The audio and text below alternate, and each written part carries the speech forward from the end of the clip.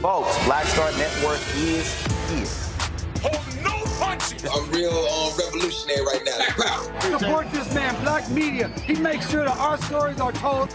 Thank you for being the voice of Black America, Roland. Stay black. I love y'all. All momentum we have now, we have to keep this going. The video looks phenomenal. See, this difference between Black Star Network and Black-owned media and something like CNN. You can't be Black-owned media and be scared. It's time to be smart. Bring your eyeballs home.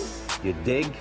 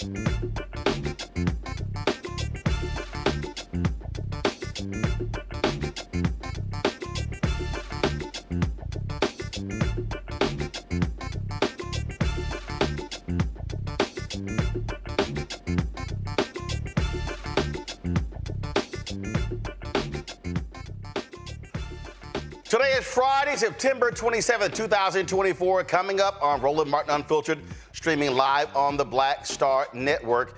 Vice President Kamala Harris is in Arizona paying a visit to the border. Republicans have been complaining about her not going. Now they're complaining that she is going. We'll hear from her live when she speaks there. We also saw the Justice Department look like under Donald Trump. I'm going to walk you through what a Trump 2.0 DOJ would look like and how it has a negative impact on black folks. More than 700 national security leaders have endorsed Vice President Kamala Harris for president. We'll talk to the leader of the National Security Leaders for America, one of the members. Also, we'll chat with the CEO of the Black Economic Alliance, who breaks down the vice president's economic plan. In New York, Mayor Eric Adams turns himself in, and also, of course, he pleads not guilty. And a Michigan judge, remember, he was the one who made this young girl put on a jail uniform because she was sleeping in his courtroom. Well, he got demoted. We'll tell you what his new job is. Plus, we'll talk to a lawyer about who's been going viral, breaking down Project 2025 on social media. You don't want to miss that conversation as well. Folks, it's time to bring the funk. I'm Roland Martin Unfiltered on the Black Star Network. Let's go. He's got it. Whatever the miss, he's on it. Whatever it is, he's got the scoop, the fact, the find. And when it breaks, he's right on time and it's rolling. Best believe he's knowing. Putting it down from sports to news to politics. With entertainment just for kicks, he's rolling. It's on go, roll, y'all. It's Roland Martin, yeah. Rolling with Roland now. He's funk, he's fresh, he's real, the best, you know he's Roland Martin now.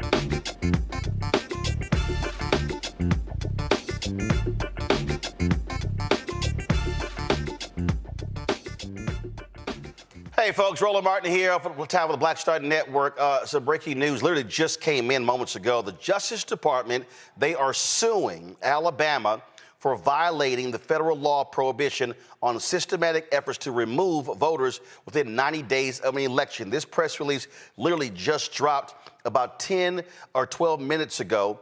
They announced today that they have filed a lawsuit against the state of Alabama and the Alabama Secretary of State to challenge a systematic state program aimed at removing voters from its election rolls too close to the November 5th general election in violation of the National Voter Registration Act of 1993. Quote, the right to vote is one of the most sacred rights in our democracy, said Assistant Attorney General Christian Clark of the Justice Department's Civil Rights Division. As Election Day approaches, it is critical that Alabama redress voter confusion resulting from its list maintenance mailings sent in violation of federal law. Officials across the country should take heed of the National Voter Registration Act clear and unequivocal restrictions on systematic list maintenance efforts that fall within 90 days of an election. The quiet period provision of federal law exists to prevent eligible voters from being removed from the rolls as a result of last-minute, error-prone efforts. The Justice Department will continue to use all the tools it has available to ensure that the voting rights of every eligible voter are protected. Now, it said the same press release said on August 13th, Secretary of State of Alabama announced the launch of a process to remove non-citizens registered to vote in Alabama. This was 84 days before the November 5th general election. The Justice Department's review found that both native-born and naturalized U.S. citizens have received letters stating that their voter record has been made inactive and that they have been placed on a path for removal from Alabama's statewide voter registration list. Now, folks, keep in mind, you now have the creation of a second district that could elect an African-American from Alabama. It's not a majority black district. It is an opportunity district. You have Shalomi Figures, who is running for that particular seat. And so that's one of the reasons why folks are looking at this. Now, you got to keep in mind, after the Shelby v. Holder decision, that basically removed federal oversight or pre-clearance from many of these southern states. Republicans have been doing these things all across the country. We saw in North Carolina, some 700,000 folks were removed. We saw it happening in other states as well. Florida has done it. Texas has done it. But this is, of course, the federal government suing these states, suing Alabama for what they've done. And so, again, this dropped literally about 10 minutes ago. And so the federal government suing Alabama to stop them from removing people from the voting rolls inside of 90 days from the election. And so we'll keep you updated what's happening on that. Last couple of days, I've been talking to y'all about what's been happening in terms of what a Donald Trump DOJ would look like. And I've laid out to you a variety of things. And one of the areas that people need to understand, I keep talking about this over and over and over again, how Donald Trump and Republicans, how they've been attacking all of these efforts to hold police departments accountable. Yesterday, the DOJ, Civil Rights Division, Kristen Clark, they announced what they found against Lexington, Mississippi. Now, I told you all this, and it's still real. The Biden-Harris administration, their DOJ, they have launched 12 patterns and practices investigation against police departments nationwide. It doesn't count the investigation of the juvenile detention centers in Texas and the other efforts. It doesn't even talk about what they've been doing when it comes to redlining and housing discrimination. This is just patterns and practices. But I want you to put this in perspective. In 4 years of Donald Trump's Department of Justice, I told you this yesterday, how many patterns and practices investigation have they done? One. That was Vial Platte, Louisiana. One. You literally have an attorney general in Jeff Sessions, who was Trump's first attorney general, and then Bill Barr, where they said, you know what, we're going to pull back from these consent decrees. We're really not going to do this because this is hurting police morale. Oh, it's a few bad apples out there, but you know, it's not really that big of a deal. And so we need to pull back because the cops need to be able to do their job.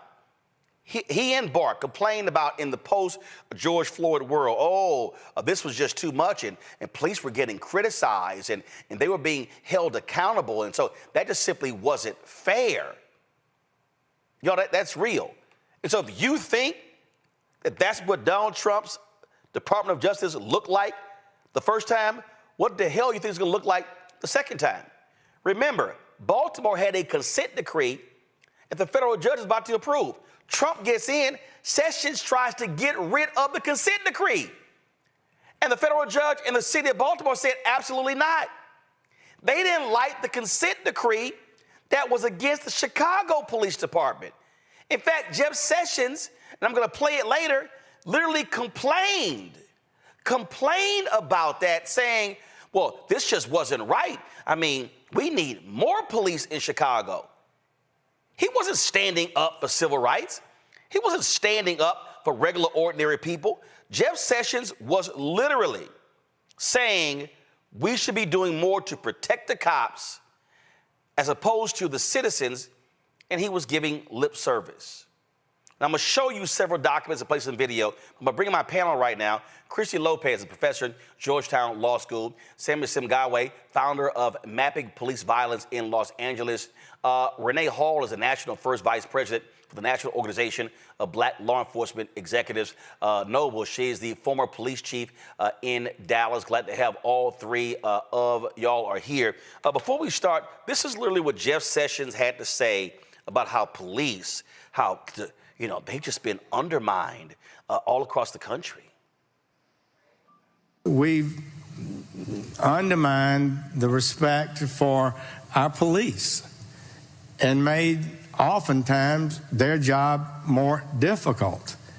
And it's not been well received by them, and we're not seeing the kind of effective community-based, street-based policing that we found to be so effective in reducing crime, I think. And so the Department of Justice has an absolute duty to ensure that police operate within the law. And if they violate the law, they've committed a crime just as much as any other citizen who commits an assault. And we'll do our duty. I've done that as United States Attorney to prosecute police officers who do wrong. But we need, so far as we can, in my view, help police departments get better, not diminish their effectiveness. And I'm afraid we've done some of that. So we're going to try to pull back on this. And I don't think it's wrong or mean or insensitive to civil rights or human rights. I think it's out of a concern to make the lives of people, in particular the poor communities, minority communities, live a safer, happier life, so that they're able to have their children outside and go to school in safety, and they can go to the grocery store in safety and not be accosted by drug dealers and get caught in crossfires or have their children seduced into some gang. So we can do better about this, and that is part of what my thoughts are about this whole situation. Lying the whole time. You know, when he left, 3 Republican attorney generals put this opinion piece in the Washington Post. Go to my iPad. When you go through this piece right here, it was Bill Barr, Edwin Meese, Michael Mukasey. When you go through this piece, they talk about the great job that he did and his deep commitment to the Department of Justice and how, look at this, he made him a nominee of unexcelled temperament. And it goes on and on. Sessions took office after the previous administration's policies had undermined police morale with the spreading Ferguson effect, causing officers to shy away from proactive policing out of fear of prosecution. You see how they tried to justify steep declines in the rate of violent crimes from 1992 to 2014 were reversed in the last administration's final 2 years, with violent crime generally up 7%, blah, blah, blah, blah, blah. Many people were concerned that the hard-won progress of earlier years would be lost. Look at this here. So when you keep going, and I was going through it, y'all, and something just jumped out at me. I kept going through it. And how he did immigration, and he did this, and America's freedom of speech, and how he protected religious expression. And I just kept going. And I kept going. Look at this here. Hezbollah, narco-terrorism. You get to the end. Not a single word about police reform or civil rights in this entire piece. That, folks, is what you need to understand in what you are dealing with. Now, why am I laying all of this out? Because Donald Trump has already talked about his tough talk. In the next hour, we're going to talk about probably 2025 and what it says here. But you need to be mindful that if Donald Trump gets back into the Oval Office, what you heard yesterday, that ain't happening. you're not going to have patterns and practices investigation. You're not going to have police who are held accountable. You're not going to have a Department of Justice that's aggressive when it comes to prosecuting hate crime laws. You're not going to have a Department of Justice that is aggressive in dealing with racial, first of all, racism in lending, housing discrimination. None of that stuff is happening. All of those things that you've seen in the last 4 years under the Biden-Harris DOJ ain't gonna happen. And one area where black folks must be scared to death is if Donald Trump allows police to run amok in this country. I want to start with you, Christy. You wrote a piece in the Marshall Project, why Jeff Sessions should police the police. Consent decrees can improve law enforcement even in cities that aren't investigated. One of the last acts of Jeff Sessions, Christy, was putting out a memo, literally changing how the DOJ targets and deals with consent decrees. And so we are dealing with a Republican Party that is so hardcore right-wing, they despise consent decrees, which are there to protect regular, ordinary citizens. Yeah, thanks, Roland.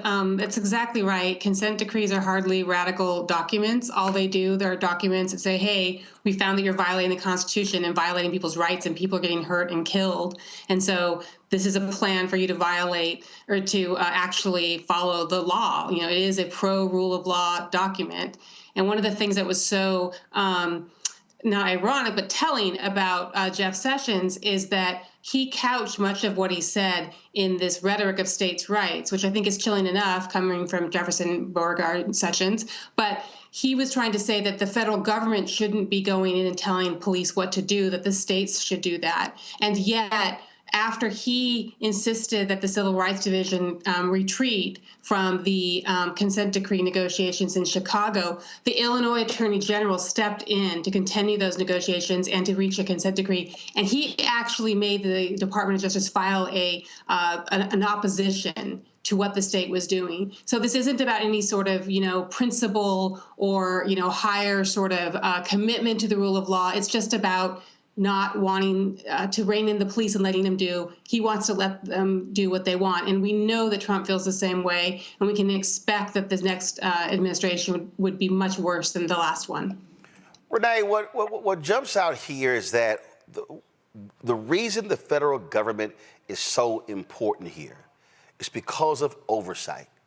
In the history of black people in this country, the last place black people could get justice was because of the federal laws, because of what Christy just said, how states' rights and how these states operated. Black folks look to the federal government, not just when it comes to policing, not just when it comes to hate crimes, but in education, in housing, in everything, because the U.S. Constitution was totally different than many of these state constitutions.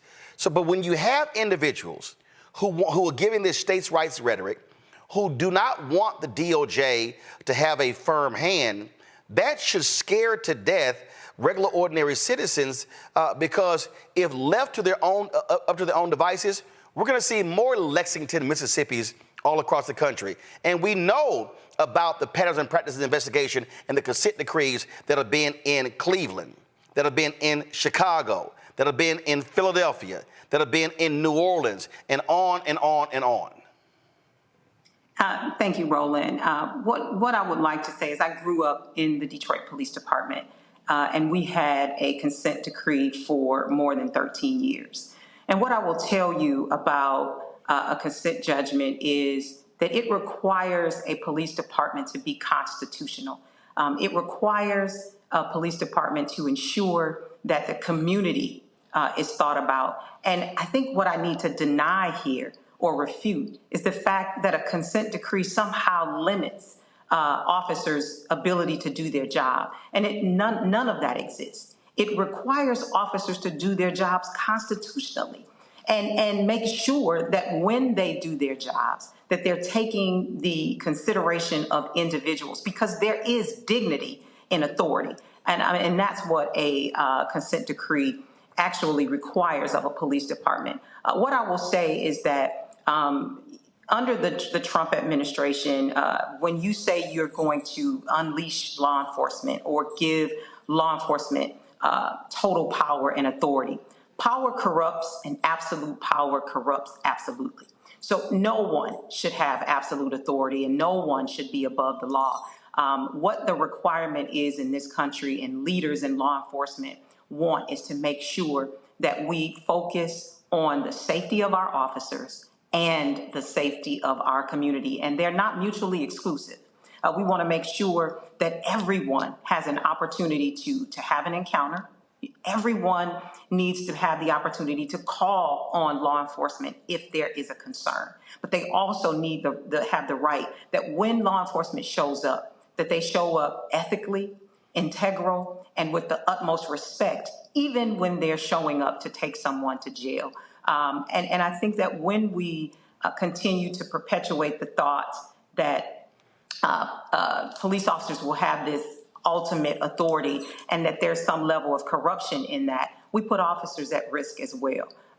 We look at when we villainize a particular segment of the community. As we would say, Haitians have been identified in this country right now.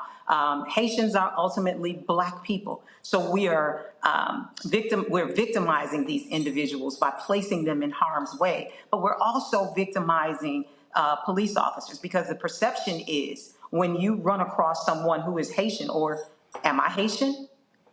So the question is, a Black person in this country, there's a fear.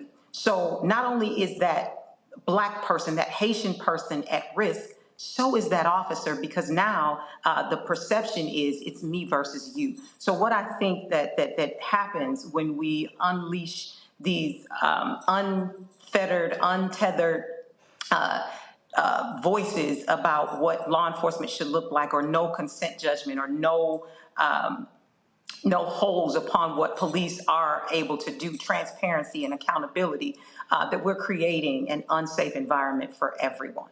See, the thing, Samuel, and why I'm raising this, because this should be scaring folks to death. And I am specifically speaking to these Black men and Black women out here, and I see these people just chat, Trump. And I'm like, y'all don't understand what's going on here. This has been, under Biden-Harris, this has been the most aggressive Department of Justice Civil Rights Division since Robert Kennedy. And if Trump gets back in, all of these civil rights efforts, putting prison guards, wardens in jail for abusing inmates, as I said, the redlining, the mortgage fraud, the housing discrimination, the policing patterns and practice investigation, all of those things are going away if the hard right gets back in, because the likes of the Senator Tom Cotton, they want more people in jail. They don't care if people are beaten. They don't care if people are brutalized, and they've shown that. Absolutely. And one of the big reasons why you see Donald Trump and the right wing so angry and so intent on rolling back this progress that the Biden-Harris administration has made is because these consent decrees are making a difference in cities across the country. We did my organization, Mapping Police Violence, did one of the largest data collections around use of force ever conducted in this country. We got data from thousands of different law enforcement agencies across the country, including most of the agencies that are under consent decrees. And what we found was the vast majority of agencies under consent decrees reduced police use of force over time, saw substantial reductions in police use of force, especially in places like in Baltimore, places like Seattle, even places where the Justice Department stepped up and did an investigation, and state AGs had to step in and finish and put those police departments under consent decrees, like in Chicago, where you see a reduction in police use of force about 40% over the past several years under that oversight. So these consent decrees are working in protecting communities, especially Black communities, from police violence. And so we can't allow the Trump administration to roll that progress back. That's exactly what they want to do. We need to actually do the opposite and build on the progress that the Biden-Harris administration has laid out by actually expanding the breadth of police departments that are under that oversight. So currently, going all the way back to the beginning of pattern and practice investigations back in 1994 to the present day, there have been about 80 police departments that have undergone pattern and practice investigations. And not all of those have been put under consent decrees. In a nation with 18,000 different law enforcement agencies, so that's less than 1% of all the law enforcement agencies in the country have been under that level of scrutiny. And we know that the issue of police violence and racism in policing is not limited to only 1% or fewer than 1% of agencies. It is a systemic issue that, in fact, when we look at the data around use of force, more than 70% of all law enforcement agencies are demonstrating racial disparities in police use of force. More than 80% of all law enforcement agencies are reporting racial disparities in arrests, including in Lexington, Mississippi, where the DOJ report showed that 1 in every 4 residents in the town, a town of 1,200 people, 1 in every 4 residents was arrested by the police department, and Black people were arrested at more than 17 times the rate of white people. So think about the level of police violence and intervention and oppression and incarceration that people are experiencing, not only in Lexington, but all across the country. That's why we need the DOJ to step up what it's doing, and why we can't go back by putting Donald Trump in the driver's seat. Christy, you said something that I thought that was really important when you talked about, and Renee, you also said the same thing, that it's not like it's stopping cops from doing their jobs, okay? The police who are complaining, they're complaining because they're mad they can't beat folks up. They can't rough them up. They can't call them the N-word. They can't do the type of things. I mean, cops in Chicago, they admitted using the N-word. They admitted dropping gang members off in rival territories just to see them run and scurry off. Those type of things happen. And go to my iPad. Christy, you said this here. You said, during the 6 years I spent investigating police departments and negotiating consent decrees for the Justice Department Civil Rights Division, I cannot remember attending any gathering related to policing when I wasn't approached by someone from a place the Justice Department had never investigated and probably never would, who still said consent decrees had improved policing in their city. That was the earnest lieutenant eager to tell me of changes that his department made to training and use of force reporting. The community leaders who told me how he and others had convinced town officials to change the way fines and fees are collected after pointing them to our Ferguson consent decree. The sergeant telling me she had read every one of our consent decrees and kept her chief apprised to ensure their department had mechanisms to detect and respond to incidents of officer misconduct. Law enforcement officials sometimes sent me new policies and trainings revised after reviewing our consent decrees. The reality is there are cops, there are commanders, there are chiefs who understand and who want these things. It was the mayor of New Orleans who called the DOJ in. And so you've seen these things, but what you really have is you have fraternal order police, you got unions and others. What they cannot stand is the one word that people hate the most, accountability. And that's why they despise consent decrees. And folks on the right want to go along with them because they don't want to hold them accountable for their actions. Yeah, I think that's really true. They don't want accountability. And, you saw in the Lexington report how much accountability is needed. They had a chief who called people the N-word, and before that was calling Black people routinely boy, right? So this was their chief of police. So you can imagine the atmosphere in that community. And people don't even want accountability for that kind of department and that kind of chief. But I want to be clear that this is hard. If it was easy to change policing, you wouldn't need all of these different people, the Department of Justice, civil rights attorneys working on it, right? It's hard, but we have to keep in mind, one of the things I learned at DOJ was that it's not, a lot of policing is not about public safety. What you saw in Ferguson is the same thing you saw in the Lexington report, that it's for revenue. You oftentimes see that the police are doing something that other people could be doing, but we've just gotten so used to the police doing it that we invest all of our money in policing like they were doing in Lexington. So I think that is one of the things we really have to be mindful of, is that this is we need lots of people, including the Department of Justice, to work on this, and we need to recognize that it's difficult, but none of it is about pitting safety against rights. It's really recognition that in order to have safe communities and vibrant communities and healthy communities, you have to have police that are respecting the rule of law and that are staying in their lane, and let everybody else do what they need to do to grow and support that community. Renee, I want you to jump in with that comment, but I want to put this question first, and that is, you've been a police chief, and a lot of people think, great, new police chief, stuff is going to change. But the reality is, it is hard as hell when you start drilling down, because I saw it living in Chicago. Cops who ran superintendents out.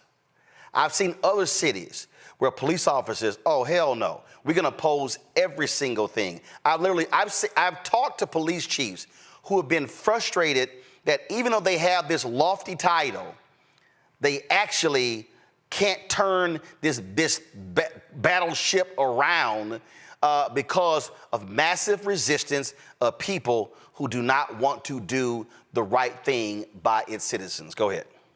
So I wanted to start by saying I would be remiss if I did not tell you that when we speak of law enforcement, it is unfair to speak in generalities and in absolutes. I spent more than 2 decades in law enforcement in 2 major cities, in Detroit and in Dallas. And I would have been appalled if people felt that I was this racist police officer who was unethical and used unnecessary force on a regular basis. So I just want to say that we're not talking about all police, but we do have individuals in law enforcement that challenge the ethics and the integrity of law enforcement. And it's those individuals that we speak of. And so it's those individuals that if we allow to go unchecked, if we allow there to be no accountability and no transparency, then that is the danger and what makes our communities unsafe, as much as having any level of violence or crime in our communities. But Roland, I do want to hit on the fact that leadership matters. And it's extremely important. And oftentimes when you have a leader who comes in and wants to address culture in law enforcement, and let's be clear, culture in law enforcement is what creates the Sonia Masseys, the George Floyds. When we see these and I could go on and on and on, but it's the culture of law enforcement that we see that creates that. But oftentimes when you have a leader who wants to challenge the status quo, you do have associations and unions who will do whatever it is that they can. And they have this power and this level of authority, this the financial ability to contribute to coffers of those city managers, mayors, council members, and even other elected officials to have the influence to push out those individuals who are attempting to change the trajectory of law enforcement and make sure that we're holding people accountable, that we are making sure that those 21st century best practices are in place so that we don't have to have a consent judgment. There are patterns and practices that are ideal, that have been laid out by 21st century best practices that all agencies can follow to ensure that law enforcement is ethical and transparent and accountable and community oriented. We teach police how to be police. And if we have general orders and policies and procedures in our police agency that teaches them how to do it ethically, constitutionally, and with the highest level of integrity, then that's what we produce in our agencies. But we have to have the ability to create that without the influence of individuals who have a little bit more power than those leaders who show up to make those changes and who don't get an opportunity because there are forces that are working against them and force them out of that situation. And Samuel, the reality is politicians, they covet the endorsements of police unions on the local, state, and federal level. They understand the power that they have, what they give in terms of resources, and also the public pays attention to who police unions and fire department unions, who they actually endorse. But what we're seeing here, we're seeing an increasing number, and y'all track this, an increasing number of people who are still being shot by police. the settlements are getting larger and larger as well. And then Donald Trump is on record. He wants to go after, and Sessions said this, and Barr said it, but he's made it clear. They are going to go after progressive DAs, and they talk about, oh, they're soft on crime. No, they're mad that district attorneys are actually increasing number or prosecuting cops for their actions. Absolutely. And so, as you said, we're seeing increases in deadly police violence year over year. This year is already breaking records that were set the last year, which broke the record that was set the year before. So we can't pour gasoline on this fire and make everything worse by electing Donald Trump. That is exactly what he's promising to do, to leverage the power of the federal government to go after not the police departments that are the ones that have the highest rates of use of force, the ones with the largest racial disparities, the ones with the worst issues. No, he wants to weaponize the Justice Department to go after the prosecutors who are actually stepping up to do things differently and to not lock a whole bunch of people up for low-level, non-violent issues and arrest a whole bunch of people and charge them for turnstile jumping in the subways. He wants to go after those prosecutors. He wants to go after the police departments that are deciding to actually implement best practices and reduce police use of force over time in ways that keep communities, especially Black communities, safe from police violence. So he's promising to pour gasoline all over this issue and make things worse. Whereas I think the alternative is we actually can see with some of these police departments that are under consent decrees that have started to make progress, we can start to see what actually works, that other police departments can emulate best practices they can adopt to begin reducing police violence nationwide and finally begin bringing those numbers that we keep seeing going up and up down over time so communities can finally see some relief from record levels of police violence that we've been tracking.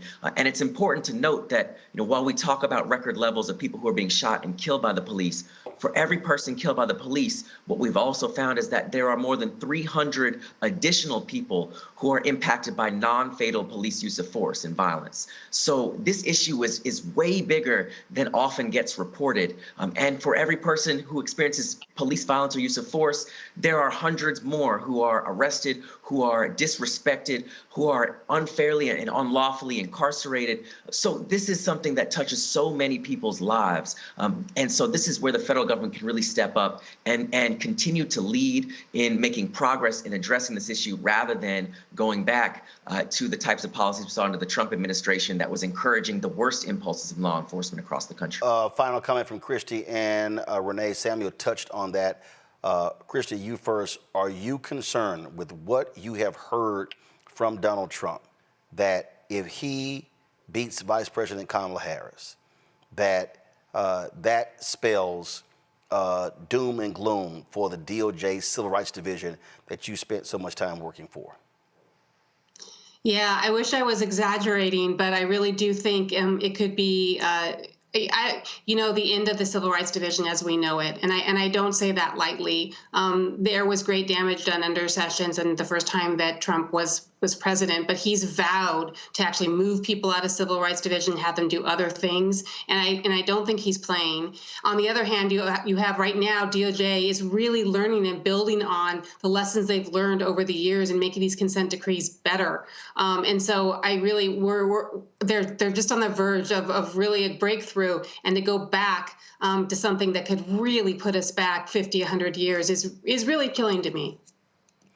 Renee, are you concerned when you hear Trump say, I will give police officers 100% immunity so they can do their jobs?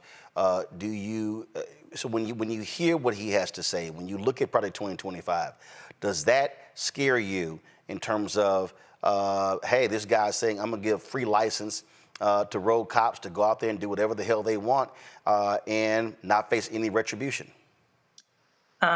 Not only does it give me pause for law enforcement, it gives me pause in this entire country.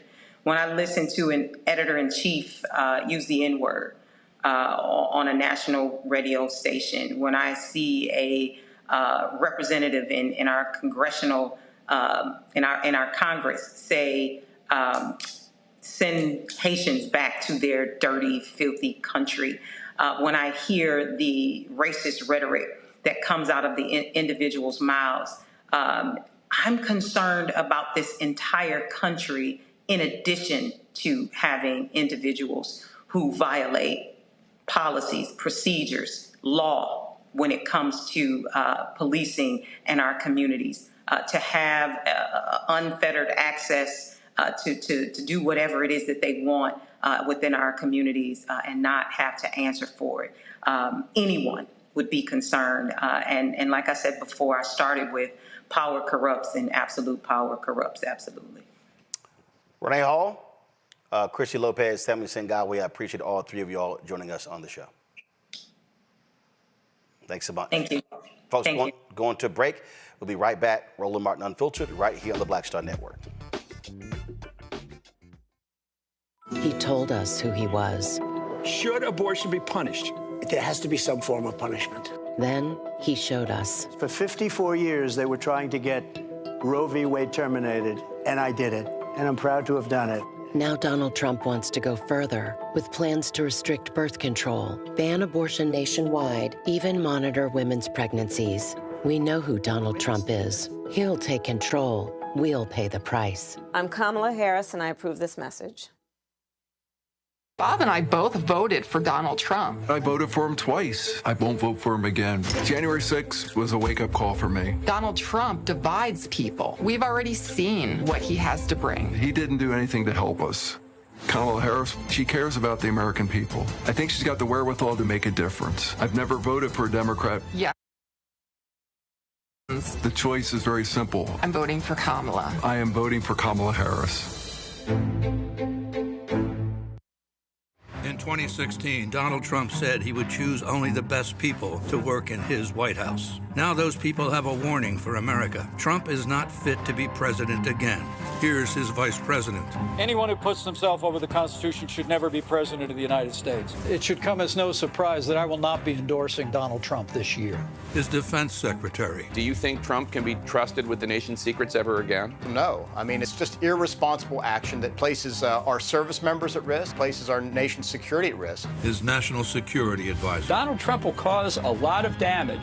The only thing he cares about is Donald Trump. And the nation's highest-ranking military officer. We don't take an oath to a king or a queen or to a tyrant or a dictator.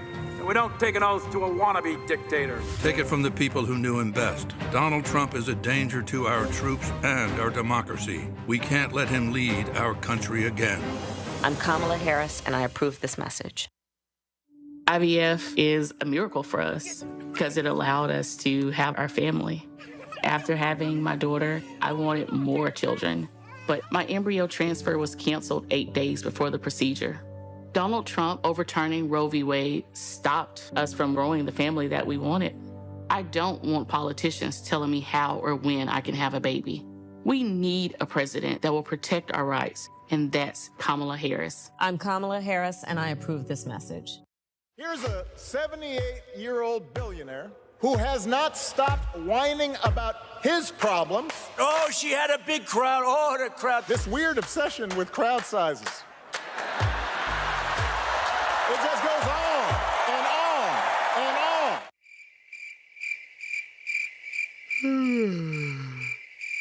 America's ready for a new chapter. We are ready for a President Kamala Harris. I'm Kamala Harris, and I approve this message. The overturning of Roe almost killed me. I had a blood clot in my uterus that caused my labor to have to be induced because of the overturn of Roe v. Wade. I wasn't able to get life-saving treatment sooner. I almost died. And that's because of the decision that Donald Trump made.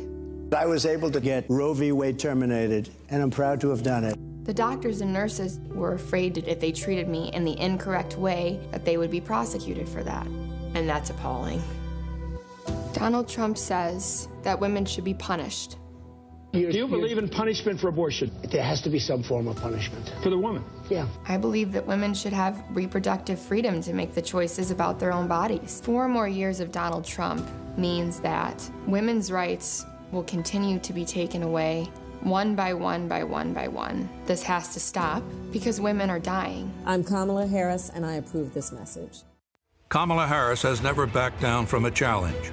She put cartel members and drug traffickers behind bars, and she will secure our border. Here's her plan: hire thousands more border agents, enforce the law and step up technology, and stop fentanyl smuggling and human trafficking.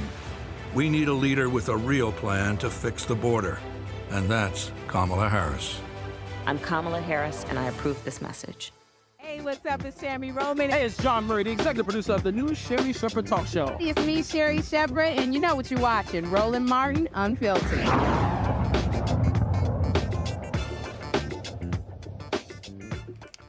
All right, folks, I want to bring in my panel right here to talk about the conversation that we just had. Michael Imhotep hosts the African History Network show out of Detroit. Robert Patillo hosts People, Passion, Politics, News and Talk 1380 WAOK out of Atlanta.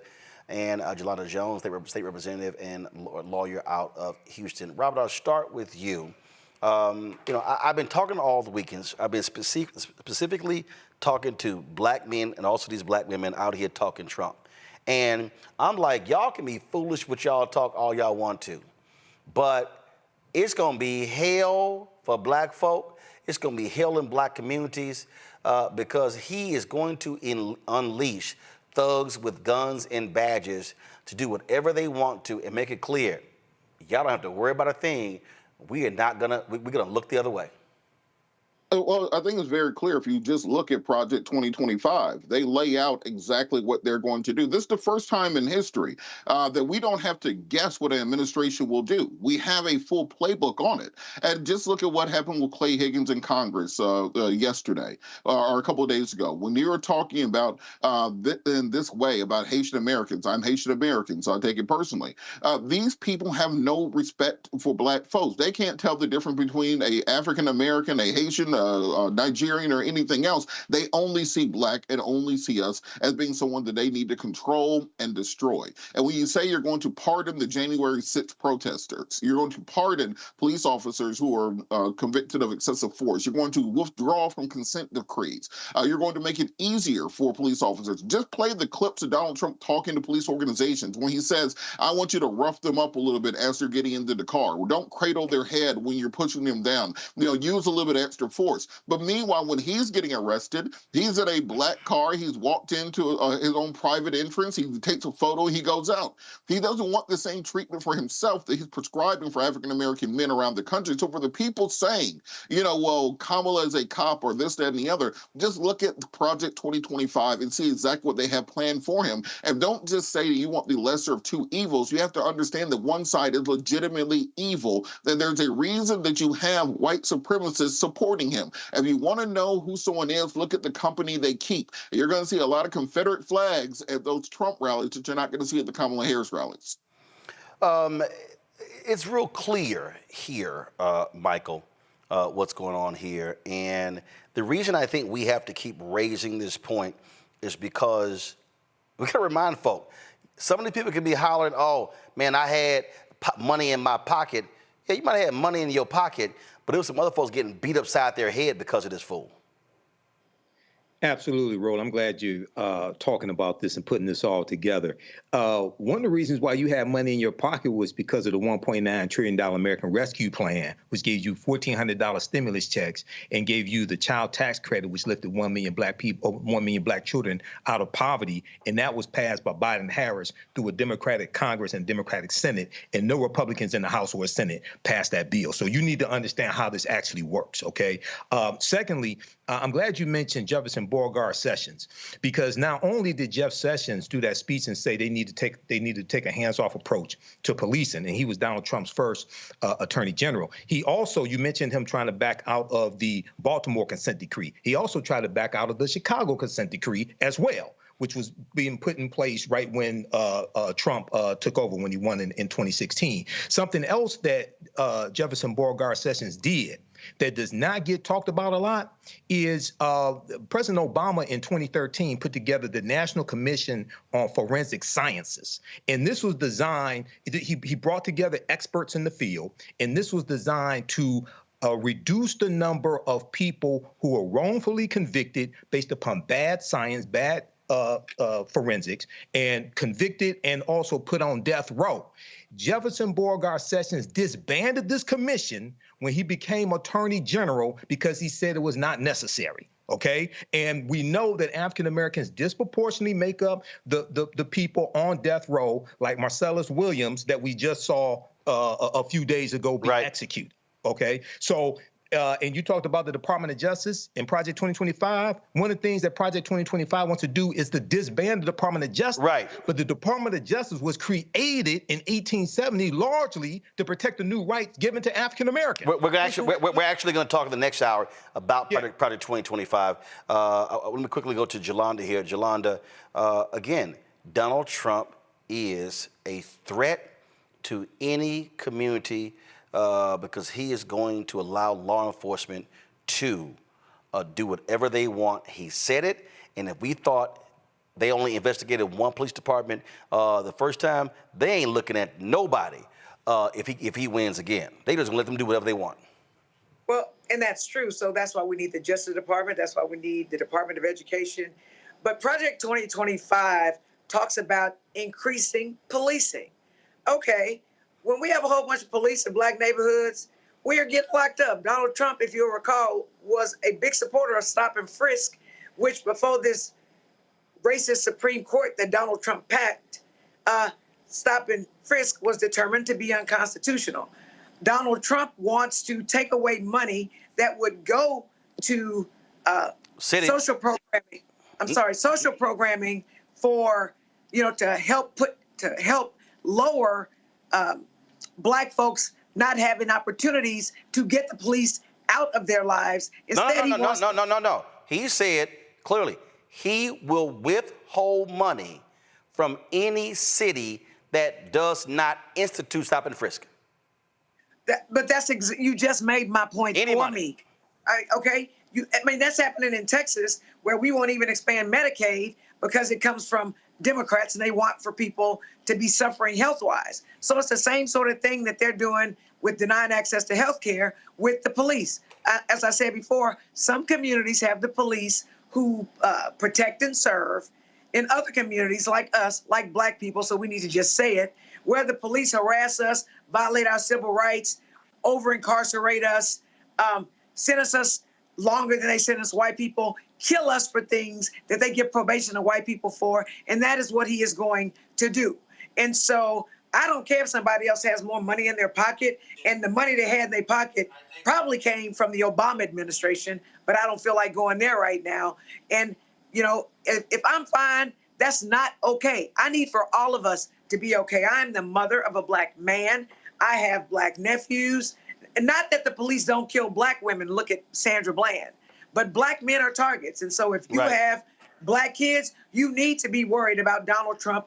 Look at what Donald Trump is saying about Haitians. Right. Because they're black.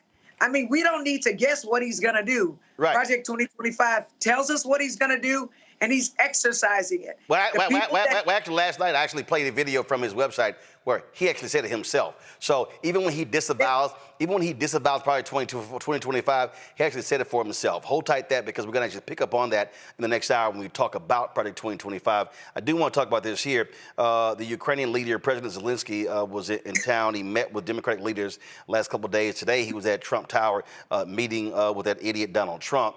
But here's a piece here. 741 foreign, first of all, experts on foreign policy have endorsed Vice President Kamala Harris. Republicans have endorsed Vice President Kamala Harris because they understand how critically it is important for America to how we actually lead. Joining us now from D.C. is Dr. Jairus Lewis Taylor Jr. from the National Security Leaders for America. Glad to have you on the show, Jairus. So, how did y'all come to this decision, and explain to people who the National Security Leaders for America are? What are you comprised of? Yes, thank you so much, Roland, for this opportunity. National Security Leaders for America is a bipartisan group of senior leaders, admirals, generals, ambassadors, cabinet officials, secretaries that have come together to make this time-honored tradition because we all raised our right hand to defend our Constitution against all enemies, foreign and domestic. And we believe collectively that Vice President Harris is day one Commander-in-Chief ready based upon her national security experience, her time in the Oval Office, her time in the Situation Room, and also she has met with over 150 world leaders, traveled to 21 countries, and she is the most qualified of any former president with experience in the national security realm other than current President Biden. Look, you're dealing with issues all across the globe, and you need someone with the right temperament. Donald Trump loves to try to portray he's a strong man. In the debate, he actually talked about how a Hungarian dictator endorsed him, and that's the kind of leadership we need. I don't think Americans actually want to have a foreign dictator praising someone running for president of the United States, because we don't have dictators in this country. But that's really what Donald Trump wants to be. He said it on day one. And as Maya Angelou stated, when someone tell you who they are, believe them. And Vice President Harris believes in collaboration. She believes in team building, as evident by the 50 countries that supported Ukraine. And she unequivocally stated that she wants and support Ukraine to win the war on Russia, against Russia. That right there should be at the heart of every American. And we as national security leaders believe in freedom, we believe in democracy, and we believe in the rule of law. We, again, have raised our right hand to defend our country against all enemies, foreign and domestic. And unfortunately, former President Trump do not believe in that. He wants to abide by the rules of dictators and be a dictator himself. In terms of this endorsement, are there any plans for these national security leaders to fan out across the country, doing radio, doing television, talking her up, talking her candidacy up, and explain to people how critical this is? Yes, we are. We have 2 bus tours scheduled. First one on the 8th of October, and it's going to go to Pennsylvania and then to Lansing, Michigan. And then we have a southern swing that's going to hit Georgia and South Carolina on the way up to cover southern states, to just let folks know that here's an opportunity that your foreign leaders, security leaders, national security leaders who have a vested interest in our country, we stand with Vice President Harris and her candidacy. All right, then. J.R., we certainly appreciate it. Thanks a lot. Thank you so much. All right, folks, going to a break. We come back. New York City Mayor Eric Adams pleads not guilty. We're going to talk about that. We're going to talk about also lots of other news today. Trust me, stuff we want to cover. Plus, Vice President Kamala Harris is going to be speaking in the next hour live from Arizona. We'll be covering that right here on the Black Star Network. Support the work that we do, folks. Join our Bring the Funk fan club. Send your check and money order to P.O. Box 57196, Washington, D.C. 20037-0196. Cash App, we're still working out Cash App, so we're trying to get them straight. So I'll give you that once we actually have it, because they changed their rules, greatly impacting us. PayPal is R Martin Unfiltered. Venmo, RM Unfiltered. Zelle, Roland at RolandSMartin.com, Roland at RolandMartinUnfiltered.com. We'll be right back. He told us who he was. Should abortion be punished? There has to be some form of punishment. Then he showed us. For 54 years, they were trying to get Roe v. Wade terminated, and I did it, and I'm proud to have done it. Now Donald Trump wants to go further with plans to restrict birth control, ban abortion nationwide, even monitor women's pregnancies. We know who Donald Trump is. He'll take control. We'll pay the price. I'm Kamala Harris, and I approve this message. Bob and I both voted for Donald Trump. I voted for him twice. I won't vote for him again. January 6th was a wake-up call for me. Donald Trump divides people. We've already seen what he has to bring. He didn't do anything to help us. Kamala Harris, she cares about the American people. I think she's got the wherewithal to make a difference. I've never voted for a Democrat. Yes, we're both lifelong Republicans. The choice is very simple. I'm voting for Kamala. I am voting for Kamala Harris. In 2016, Donald Trump said he would choose only the best people to work in his White House. Now those people have a warning for America. Trump is not fit to be president again. Here's his vice president.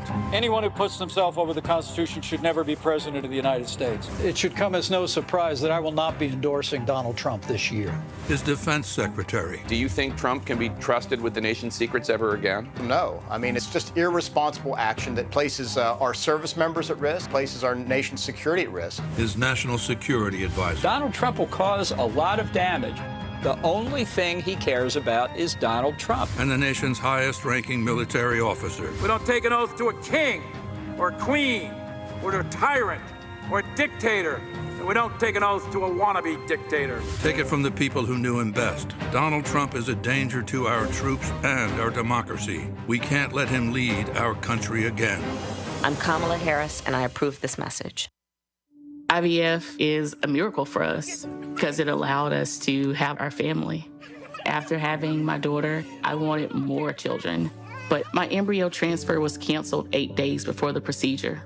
Donald Trump overturning Roe v. Wade stopped us from growing the family that we wanted. I don't want politicians telling me how or when I can have a baby. We need a president that will protect our rights, and that's Kamala Harris. I'm Kamala Harris, and I approve this message. Here's a 78-year-old billionaire who has not stopped whining about his problems. Oh, she had a big crowd. Oh, the crowd. This weird obsession with crowd sizes. It just goes on and on and on.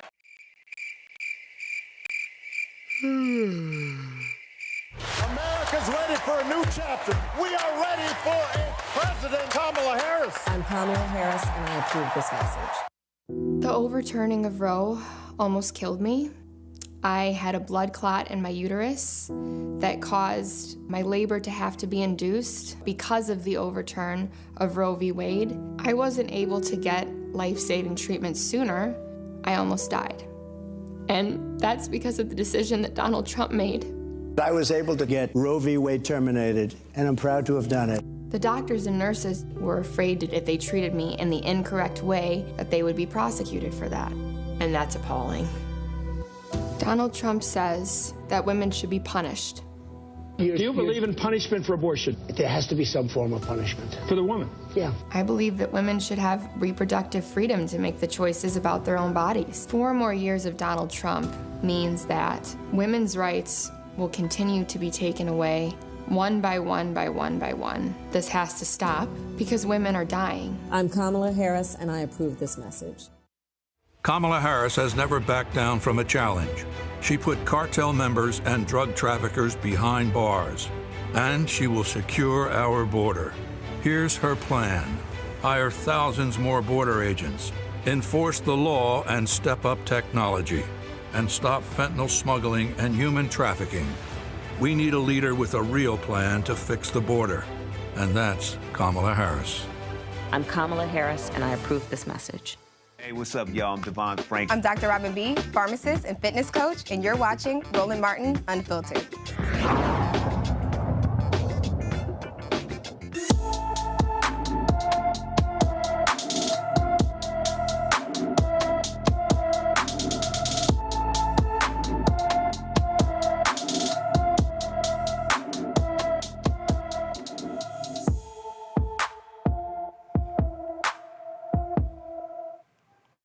All right, folks, black and missing. Clearly, first of all, yesterday, before I go to that, yesterday, I posted on social media that the granddaughter of Myrlie Evers Williams was missing, and that was last night. We got word today that she actually has been found, is in a hospital there in Georgia, and so thankful for that. And so we certainly just wanted to let y'all know that. Now let's go to our black and missing for today's show.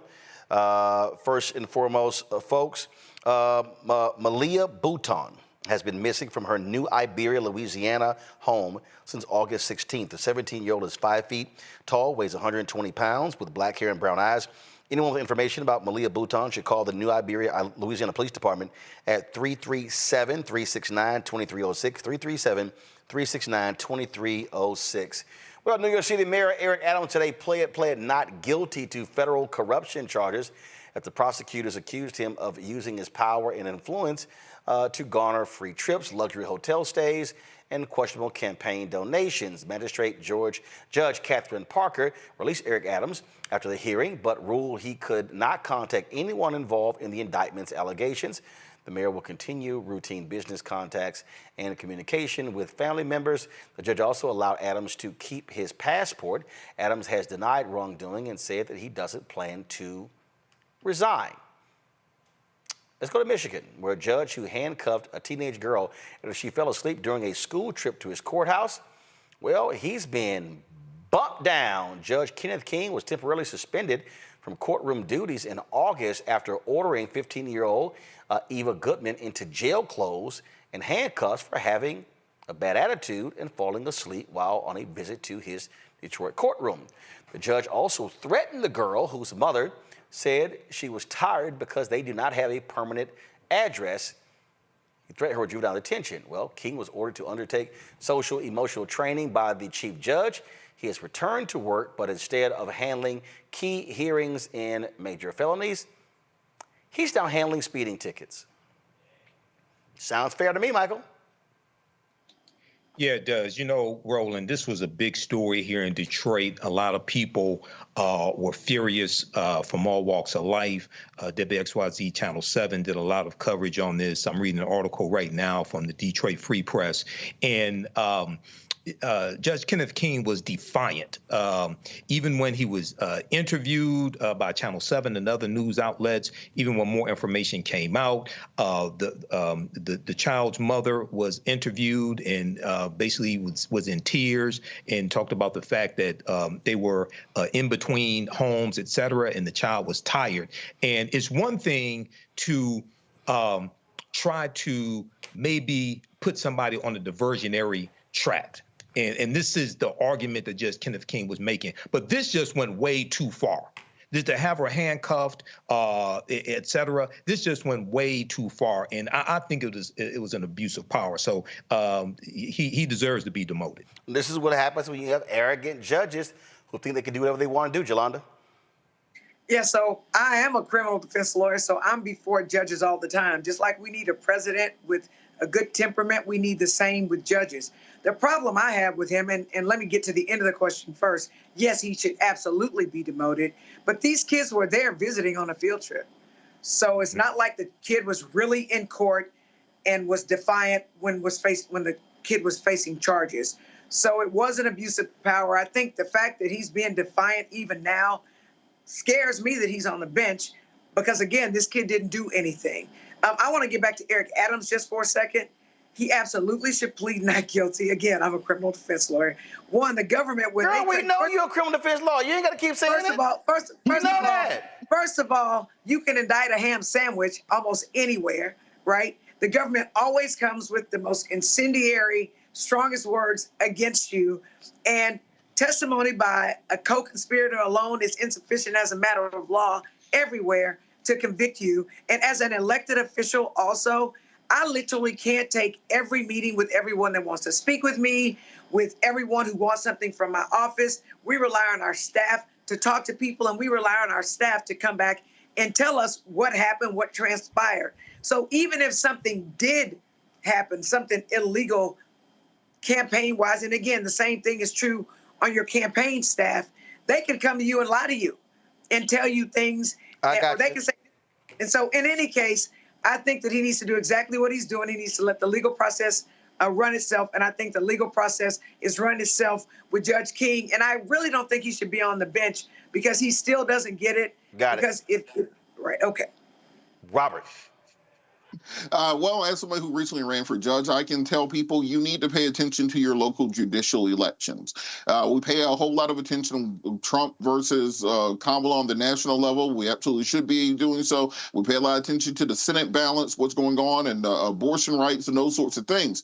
But these are the things that happen in your state and local elections. Way on that back page of the ballot, when your parking meter's about to run out and you're just clicking buttons trying to get through, those are how these types of judges get on the bench. We have to pay more attention to who we are electing on the state and local level. Make sure we're putting people there who have a heart towards criminal justice reform, who want to help young people, not have their own scared straight program. And if we start doing that, we can start seeing the system reforming itself from the inside out. Criminal justice reform isn't just changing the laws, it's changing the people who are enacting the laws. All right, folks. Earlier this week, Vice President Kamala Harris laid out her economic policy. Earlier today, I had a chance to catch up with Samantha Tweedy, who is the CEO of the Black Economic Alliance, to talk about how does that policy impact African Americans. Here's our conversation. Samantha, Vice President Kamala Harris has laid out her economic policy. The Black Economic Alliance has taken a look at it. Speak to this, what she's laid out, and how it will specifically benefit African Americans. Absolutely. So first, Roland, it is good to be on with you today. And the Black Economic Alliance is a coalition of Black business leaders who came together with a singular purpose: to leverage the business acumen, network, influence of the Black business community to advance work, wages, and wealth across the entire Black community. Earlier this year, BEA Foundation released our policy agenda to advance Black work, wages, and wealth, with the singular focus on identifying the key policy initiatives that would move the needle on Black economic prosperity and wealth building. Testament to the strength of the policy agenda for Black folks was that within weeks of the release, under the leadership of CBC Chairman Stephen Horsford, the CBC in joint resolutions in the House and Senate, endorsed with all 60 members of the CBC as co-sponsors that agenda.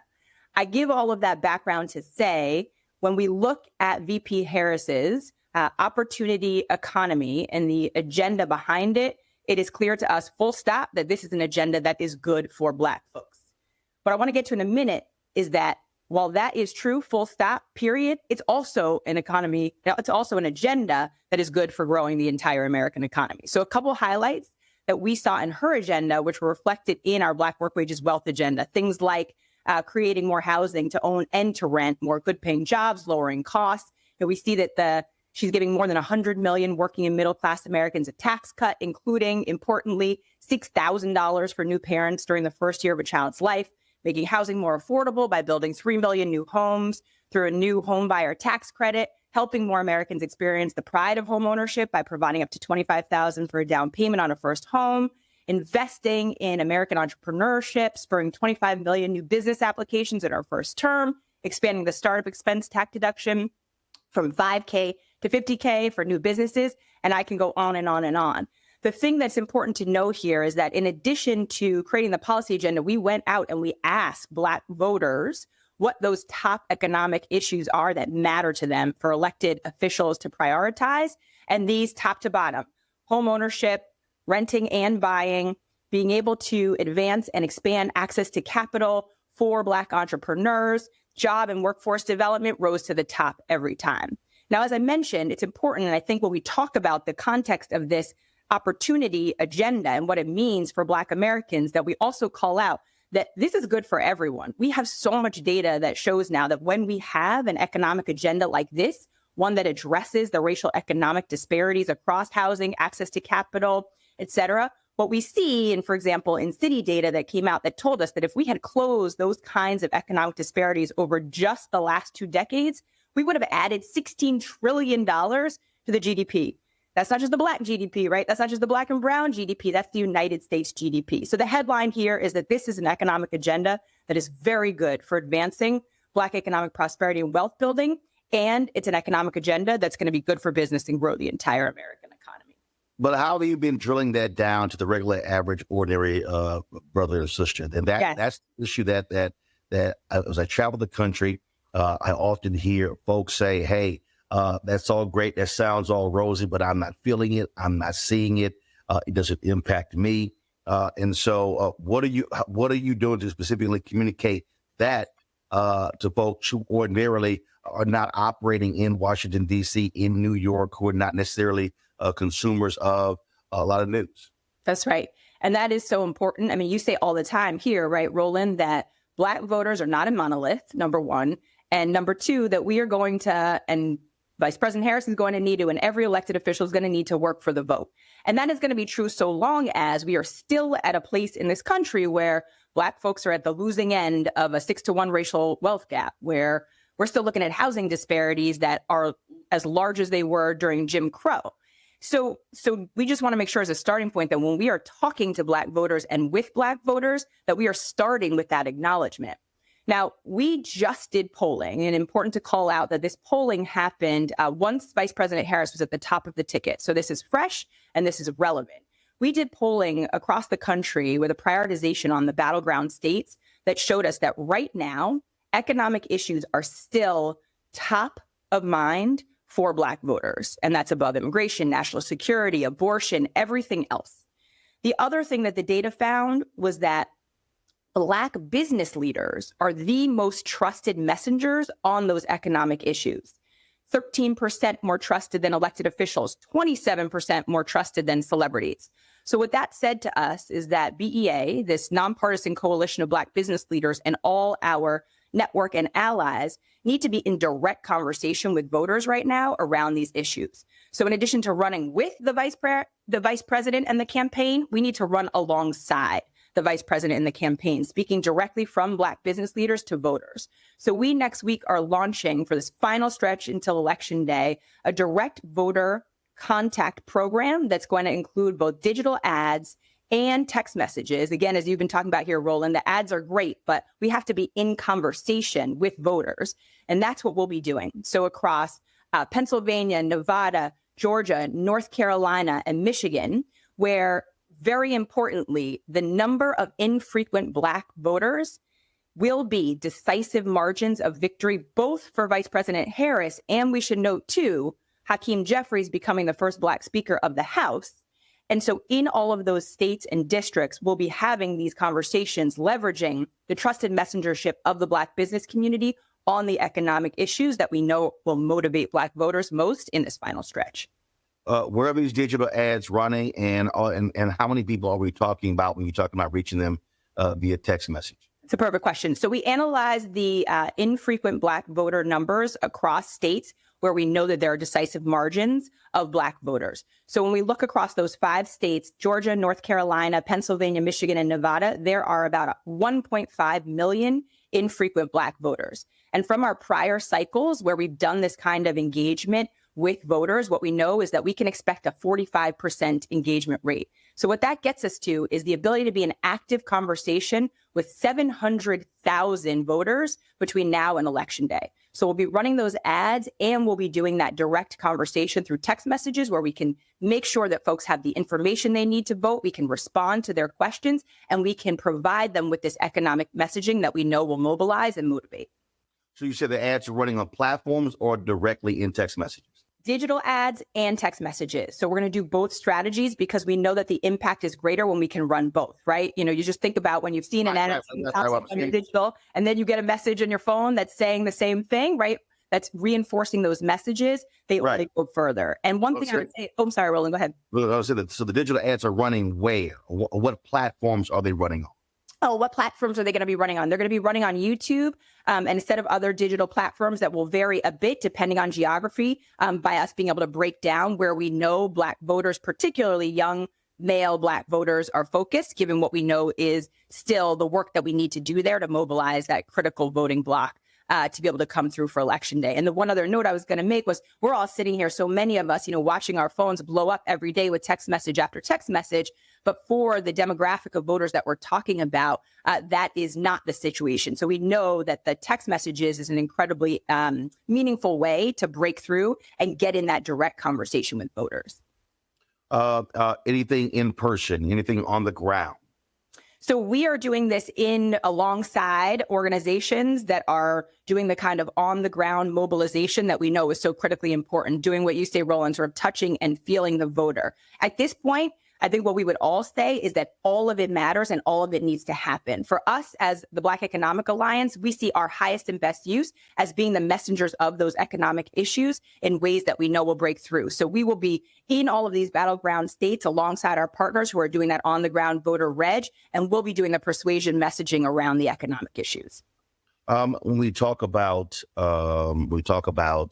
in terms of small businesses, in terms of building capacity, things along those lines, there has been tremendous growth over the last 3 years under Biden-Harris, but frankly, that has not been articulated enough, explained enough. I've had the head of the SBA on as well, and so to me, I think that's also one of the areas. And one of the things, like perfect example, when the vice president was in Detroit unveiling her economic plan, I said on the show afterwards that I thought one of the biggest mistakes was not actually having individuals with businesses in the audience at one point even stand up and say, hey, here are people that went out of business during COVID and brought those businesses back.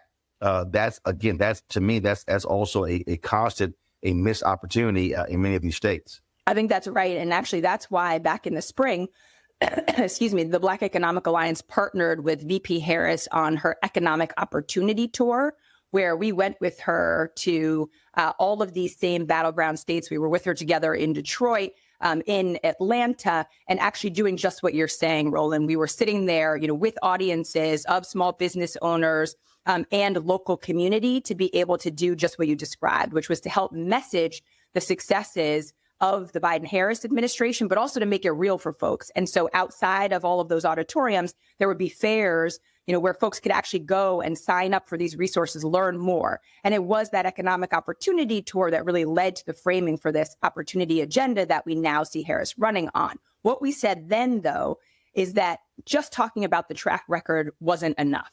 At the time, if voters aren't feeling it yet, then we needed that forward-looking, that aspirational, that what is going to come next to make sure that I know that my dollars are going to stay in my wallet, that those dollars are going to grow, that costs are going to go down, that I'm going to have more access. And I think that has been the flip that we've seen with Harris at the top of the ticket, that it's not just her lauding the track record, as significant as that track record truly is for Black economic progress. It's always also this forward-looking vision that folks can see themselves in and can really understand that it's going to get better for me, better for my family, and better for my community. How specifically are y'all trying to message to Black men? When you look at the data, obviously Black women, both were Democrats with the highest rate, Black women are second. But when you look at polls out there, when you look at data out there, a lot of these young African-American men, 35, say they are potentially looking at Donald Trump, but it's not like he's laying out an economic agenda. And so, so how are you messaging to them, and who specifically are you positioning to talk to them? Yes. So we disaggregated all of our data so that we were looking not just at Black voters, but we were looking by gender and by age as well. And for young Black voters, economic issues, again, rose completely to the top. And Black business leaders as those messengers rose to the top.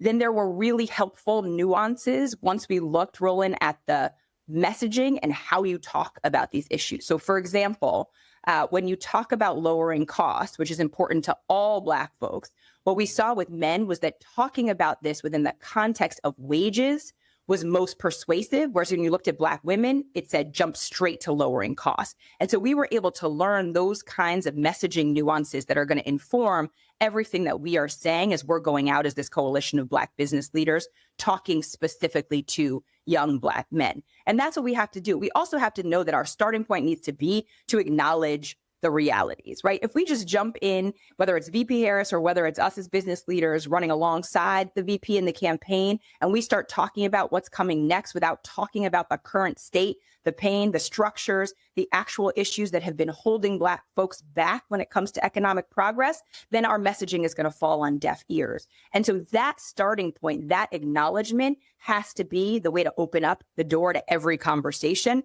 when we are engaging young Black male voters.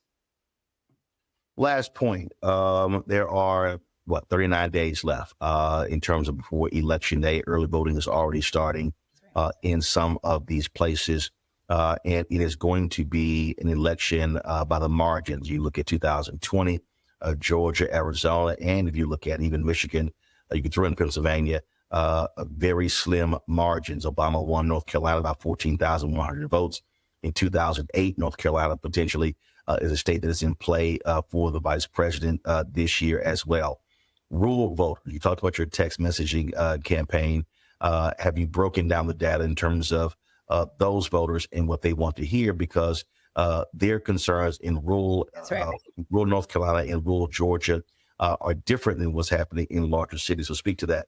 Yeah, that's right. And that's why it's exciting for us to do this as this national coalition, because we have business leaders in Georgia, we have business leaders in North Carolina. And so this isn't just, as you said, DC, New York messaging that's coming to the forefront. What we're excited to do in the first week of this program is to do A/B testing, where we can take all that messaging and framing and we can put a couple different versions of it out so that we can see within those very first days, does this message work better, in Atlanta? And that message look better when we're speaking to rural voters. And then we'll be able to share that out with all of the community of partners that we're in this work with, so that messaging is influencing everyone. You made the point that's the most important one now, is that we are in a race to the finish line. And so we have to be moving urgently. We have to be learning as we go, and we have to be connected and sharing all this information with the group of partners who are all in it in this push, understanding that the Black vote will be decisive and that we collectively have the power to have deep influence over what that vote looks like come election day. All right. Samantha Tweedy, Black Economic Alliance. We appreciate it. Thanks a lot. Thanks for your leadership, Roland. I'll talk to you soon. All right, folks, real quick to our panel here. I'll start with you, Robert. That economic message, if you look at the polling data, you see how Vice President Kamala Harris is gaining ground against Donald Trump, and people closing that gap in terms of her commitment to the economy. And so I think that's one of the reasons why you're seeing it play out in these polls that are showing an incremental lead expanding for Harris. You're absolutely correct. I was with Congressman Jonathan Jackson, who was up in Grand Rapids, Michigan yesterday, speaking to a group of voters, primarily African Americans. And the benefit that Vice President Harris has is that she has a team behind her. She has a roster behind her where you can deploy people across the country to do just as was said, speak to small groups of African American voters, answer the questions, put aside some of the concerns that are being spread by Russian disinformation and COINTELPRO operations online, and tell people exactly what the real economic message is and how it will benefit them. Donald Trump doesn't have that. George Bush isn't supporting Donald Trump. Dick Cheney ain't supporting Donald Trump. Mitt Romney ain't supporting Donald Trump. It really is just him. And by not having that team around him, it's clear that he's the only person that can carry his messaging. And Kamala Harris very much shows what happens when you have a unified government and a unified party that seeks to push these ideals forward. And all you have to do is dive into the analysis of these facts. Every economic analysis has said that Donald Trump's plan to govern through tariffs somehow is complete nonsense. It does not work mathematically. The numbers don't math. The math don't math. If you look at Kamala Harris's plan, you're going to see something that's going to help the middle class. It's just a matter of translating that to where people can understand it. The reality here, Michael, is that again, I think people need to calm the hell down and look at this election, because I hate when these people say, if the election was held today, it's not. Right. It's not. And so what you're seeing is a candidate and a campaign, again, methodically build. The vice presidential debate will be carrying right here on the Black Star Network, taking place on Tuesday. I doubt there's going to be a second debate between her and Trump. But again, this thing is building, building, building. That's what you're seeing. Absolutely. And, I've been going through her economic plan that was just released that you just discussed. Black Enterprise has a good article dealing with how this plan will help Black people. And one of the things they talk about is dealing with food costs, groceries. And they talk about how Black families spend 1.5 times more on food than white families. So Kamala Harris, as president, introducing a federal ban on price gouging for groceries would disproportionately benefit African Americans, Black people. It talks about directing 33% of federal contracts to Black and Latino-owned small businesses. That's huge. Okay, millionaires are created by federal contracts. Okay, so and I've managed 2 Black-owned companies that had contracts with local and state government. Federal is huge, and you have people who say, "Oh, well, this is not specifically for Black people." Right. Race-based policies are illegal based upon Title VI of the 1964 Civil Rights Act, Section 601, non-discrimination and federally assisted programs. So people have to understand law, but you can write policies that disproportionately positively benefit African Americans. And we see that. And Jelana, the reality is, I love these people who say, Vice President Kamala Harris, she's copy and pasting Biden's economic plan. Well, it is the Biden-Harris agenda. So I would think that if you the Harris in the Biden-Harris agenda and it's going well, that you ain't got a problem doing it. Well, I agree with you there, team. But I think that what's important about Vice President Harris's plan, her economic plan, one, we got to remember she hadn't had all this time to get her message out. She literally took over at the top of the Democratic ticket was July or August. So for people to expect for her to have explained everything like Donald Trump could have, because he still conceptualizes shit, is wrong.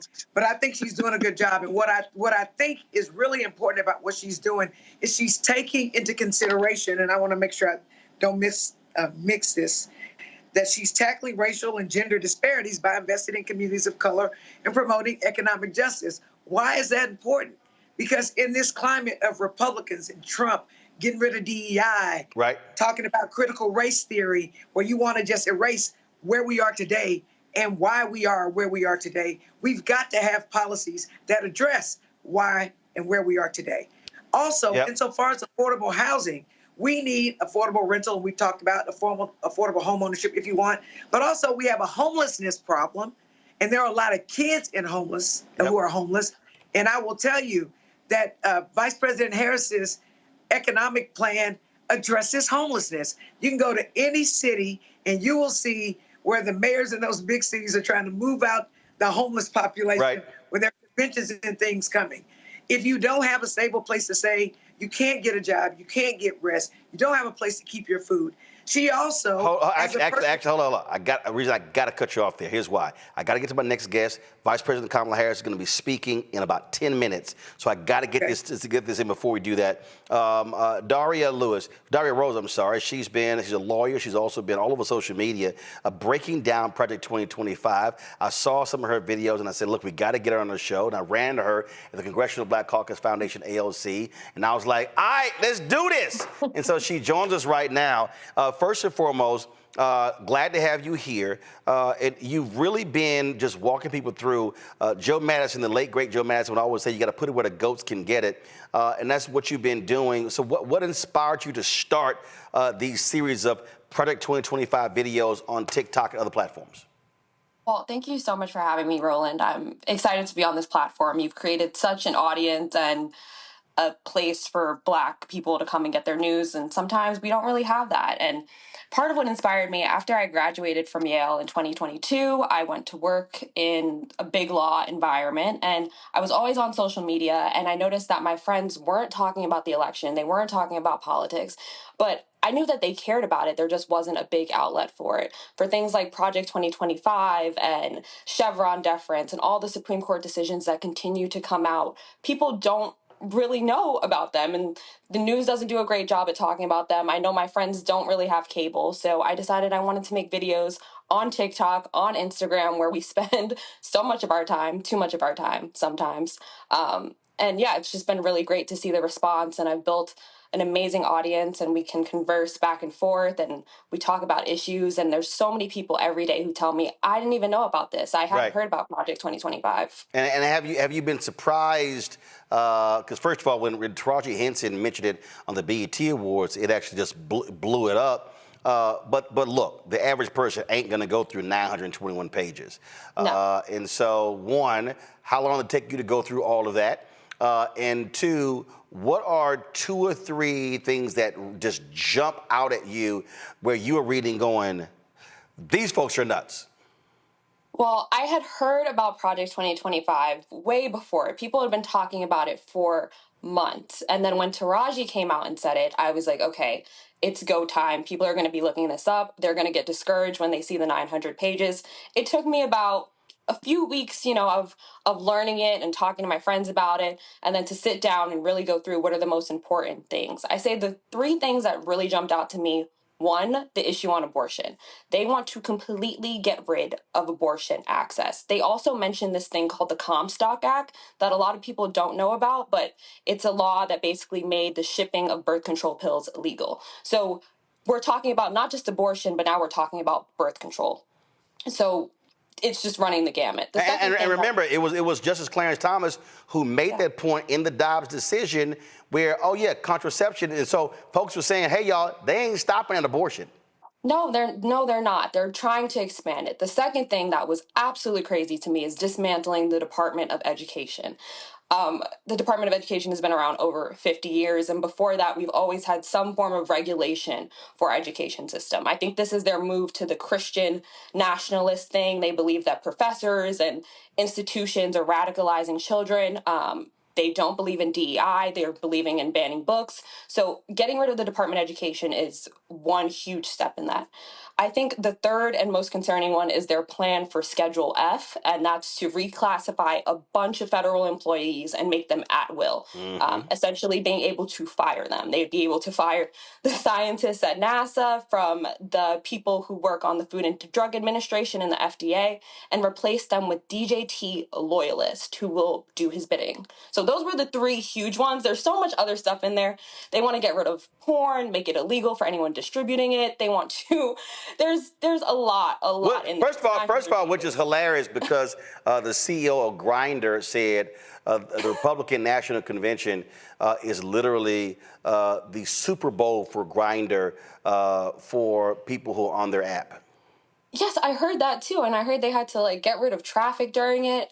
So it's I remember I was in Tampa in 2012, and the strip club owner said, "Oh, we prefer Republican National Convention over the Democrat National Convention because we make tons of money at the Republican National Convention." But yeah, these sanctimonious folks and all of their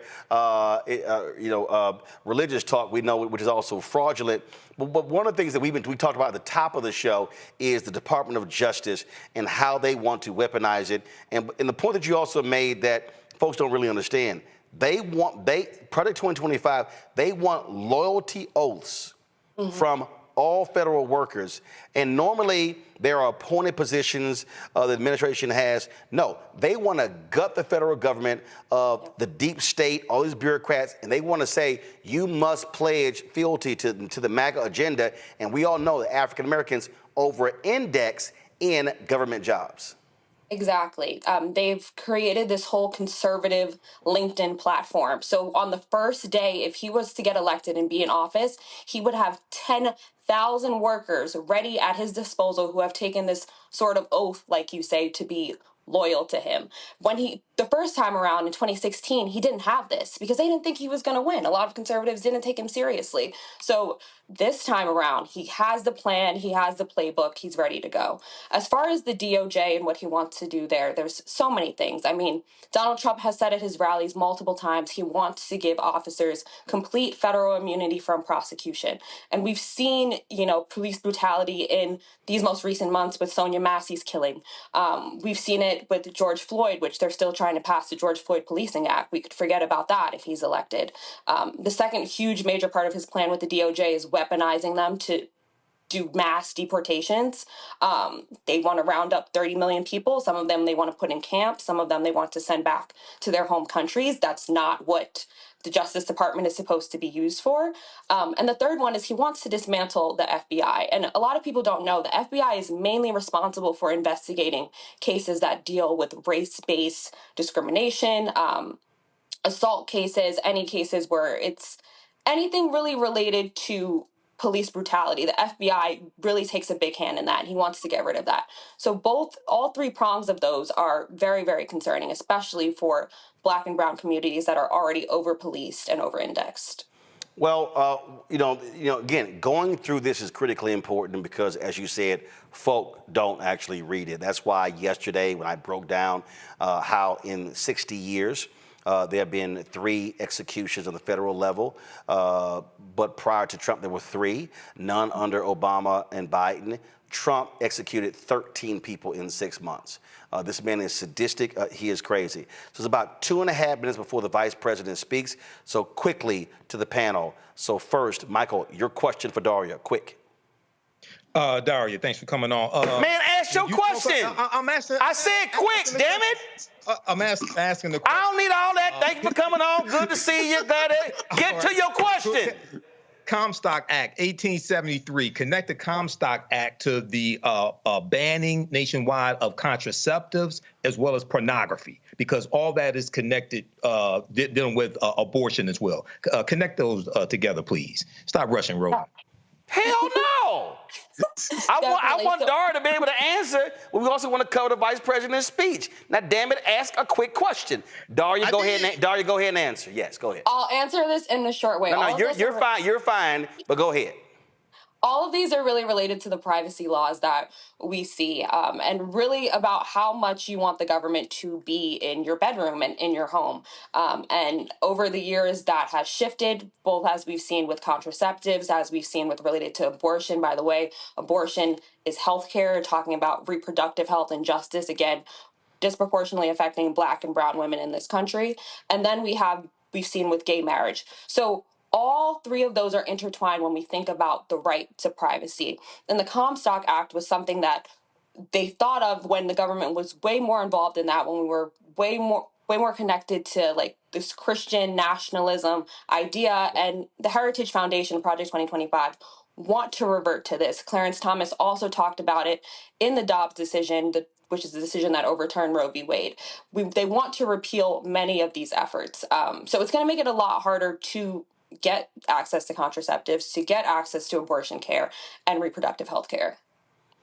Jolanda. Thanks. My very simple question: what is the scariest consequence that Black men need to be afraid of related to criminal justice with Project 2025?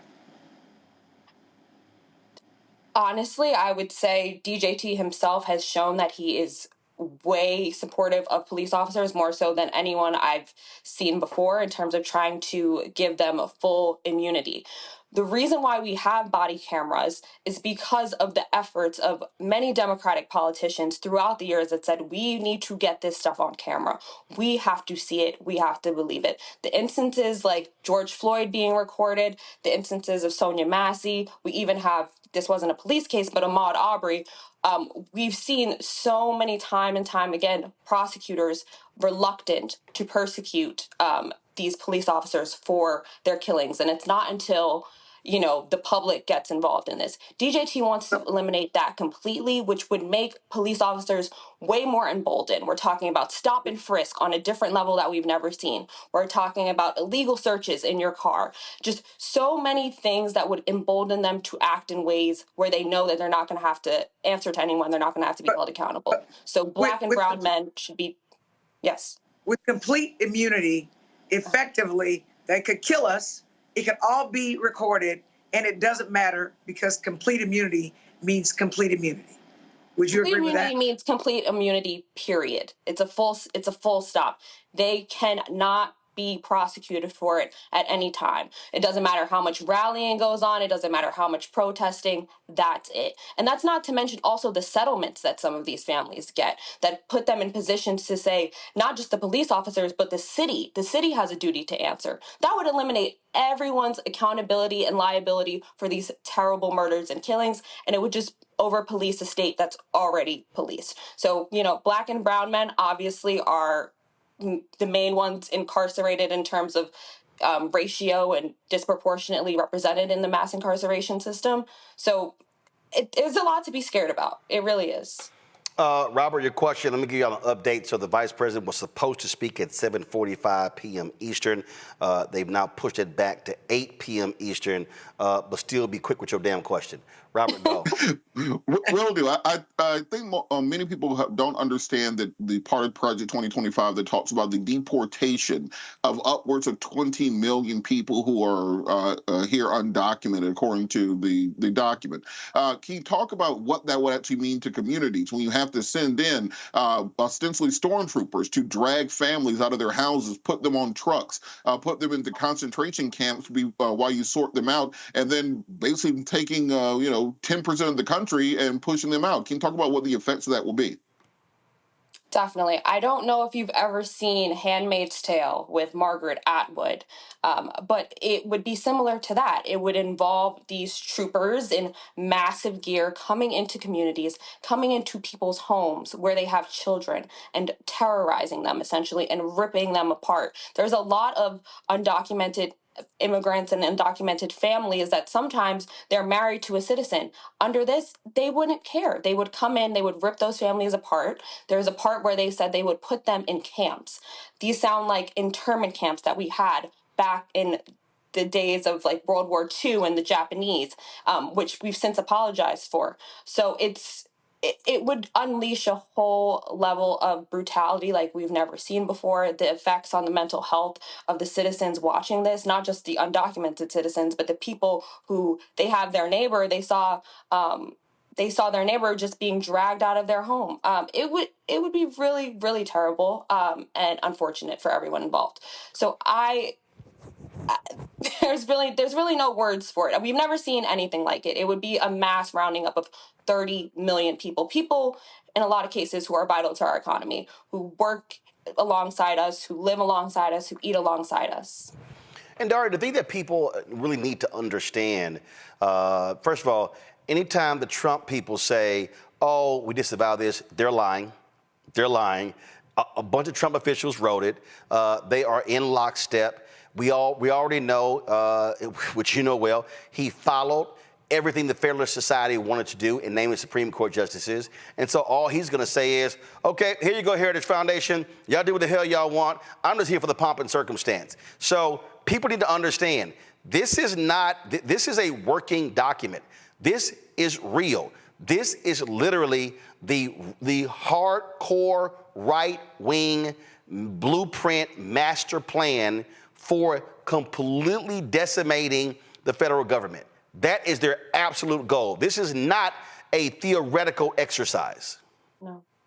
Or a hypothetical exercise. It is real. It's very real. It's very real. And they want to dismantle the administrative state, which they've already started doing with the decision that came down in June, which is Chevron deference. So they completely gutted Chevron, which was part of the administrative state, which gave deference to these agencies like the EPA, like NOAA, like the FDA, who they have experts who are allowed to make decisions on very vital aspects of the day-to-day lives of average Americans. And they said, no, we're taking that power back and we're putting it into our hands. Putting DJT back in office, again, would allow the power to be back in his hands because he would eliminate large sections of the administrative state that kind of act as insular barriers to keep him from doing this. And people really don't understand that because they never had to interact with it before. But if he comes into office and he works with the Heritage Foundation, who, by the way, some of them I went to school with, they're not dummies. They know what they're doing. They've read the Constitution. They understand the things that are in there, and they can implement them in ways that are legal. Absolutely, absolutely. Daria Rose, we appreciate it. We're going to have you back, and so just let us know when, because and then what we do is, just like I've been doing, like taking these segments, driving them on social, because I mean, look, you're approaching 200,000 followers on TikTok, about 25,000 on Instagram. That's important because the data shows that folks 18 to 35. More than 50% are getting their information from TikTok and Instagram. So if we're not feeding real information into those platforms, then folks are seeing a bunch of misinformation, a bunch of lies, a bunch of BS. And so you got to have folks who are breaking this stuff down in bite-sized ways for people to understand. Exactly. Keep it simple, keep it accessible, and that's the way we're going to keep the public informed. All right. Thank you so much for having me. Appreciate it. We'll have you back. Thank you so very much. Going to go to a quick break. We come back more. We get about 9 minutes away from the Vice President speaking in Arizona. You're watching Roland Martin Unfiltered on the Black Star Network. Don't forget to support the work that we do. Our goal is to get 20,000 of our fans contributing on average $50 each. It's $4.19 a month, 13 cents a day. I hate the fact that that Cash App has completely changed their policy. A lot of you were supporting us via Cash App. We're working through trying to work around with that, but the way to give right now, P.O. Box 57196, check and money orders, Washington, D.C. 20037-0196. PayPal is paypal.me/R Martin Unfiltered. Venmo is venmo.com/RM Unfiltered. Zelle, Roland@RolandSMartin.com, Roland@RolandMartinUnfiltered.com. We'll be right back. He told us who he was. Should abortion be punished? There has to be some form of punishment. Then he showed us. For 54 years, they were trying to get Roe v. Wade terminated, and I did it. And I'm proud to have done it. Now Donald Trump wants to go further with plans to restrict birth control, ban abortion nationwide, even monitor women's pregnancies. We know who Donald Trump is. He'll take control. We'll pay the price. I'm Kamala Harris, and I approve this message. Bob and I both voted for Donald Trump. I voted for him twice. I won't vote for him again. January 6th was a wake-up call for me. Donald Trump divides people. We've already seen what he has to bring. He didn't do anything to help us. Kamala Harris, she cares about the American people. I think she's got the wherewithal to make a difference. I've never voted for a Democrat. Yes, we're both lifelong Republicans. The choice is very simple. I'm voting for Kamala. I am voting for Kamala Harris. In 2016, Donald Trump said he would choose only the best people to work in his White House. Now those people have a warning for America. Trump is not fit to be president again. Here's his vice president. Anyone who puts themselves over the Constitution should never be president of the United States. It should come as no surprise that I will not be endorsing Donald Trump this year.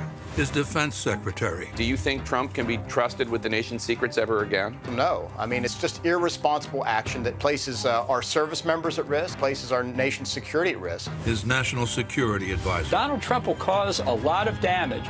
The only thing he cares about is Donald Trump. And the nation's highest-ranking military officer. We don't take an oath to a king or a queen or to a tyrant or a dictator. And we don't take an oath to a wannabe dictator. Take it from the people who knew him best. Donald Trump is a danger to our troops and our democracy. We can't let him lead our country again. I'm Kamala Harris, and I approve this message. IVF is a miracle for us because it allowed us to have our family. After having my daughter, I wanted more children, but my embryo transfer was canceled 8 days before the procedure. Donald Trump overturning Roe v. Wade stopped us from growing the family that we wanted. I don't want politicians telling me how or when I can have a baby. We need a president that will protect our rights, and that's Kamala Harris. I'm Kamala Harris, and I approve this message. Here's a 78-year-old billionaire who has not stopped whining about his problems. Oh, she had a big crowd. Oh, the crowd. This weird obsession with crowd sizes. It just goes on and on and on.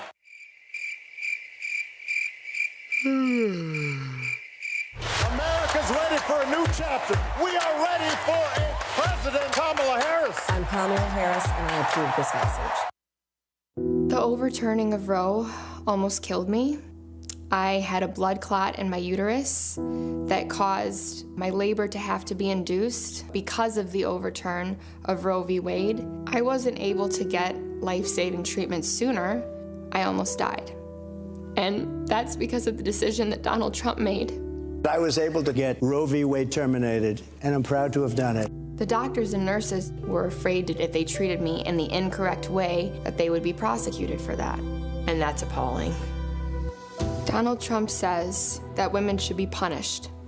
Do you believe in punishment for abortion? There has to be some form of punishment for the woman. Yeah. I believe that women should have reproductive freedom to make the choices about their own bodies. 4 more years of Donald Trump means that women's rights will continue to be taken away one by one by one by one. This has to stop because women are dying. I'm Kamala Harris, and I approve this message. Kamala Harris has never backed down from a challenge. She put cartel members and drug traffickers behind bars, and she will secure our border. Here's her plan. Hire thousands more border agents, enforce the law and step up technology, and stop fentanyl smuggling and human trafficking. We need a leader with a real plan to fix the border, and that's Kamala Harris. I'm Kamala Harris, and I approve this message. Hello, we're the Critter Fixers. I'm Dr. Bernard Hodges. And I'm Dr. Terrence Ferguson. And you're tuned in to Roland Martin Unfiltered.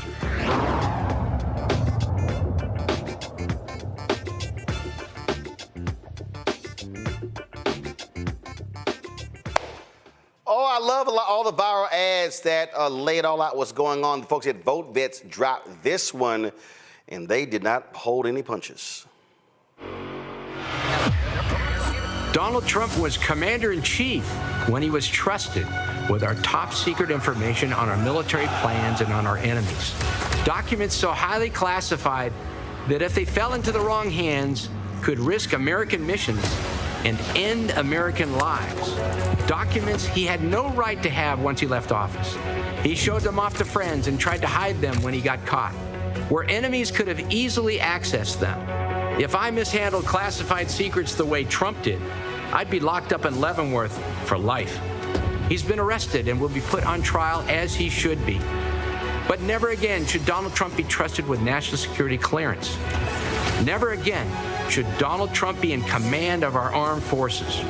And never again should anyone serving our country in uniform have to salute a walking, talking national security threat like Donald Trump. Damn, that's a good one, Vote Vets. The Lincoln Project dropped this one about 3 hours ago against that idiot J.D. Vance. We'll check this out.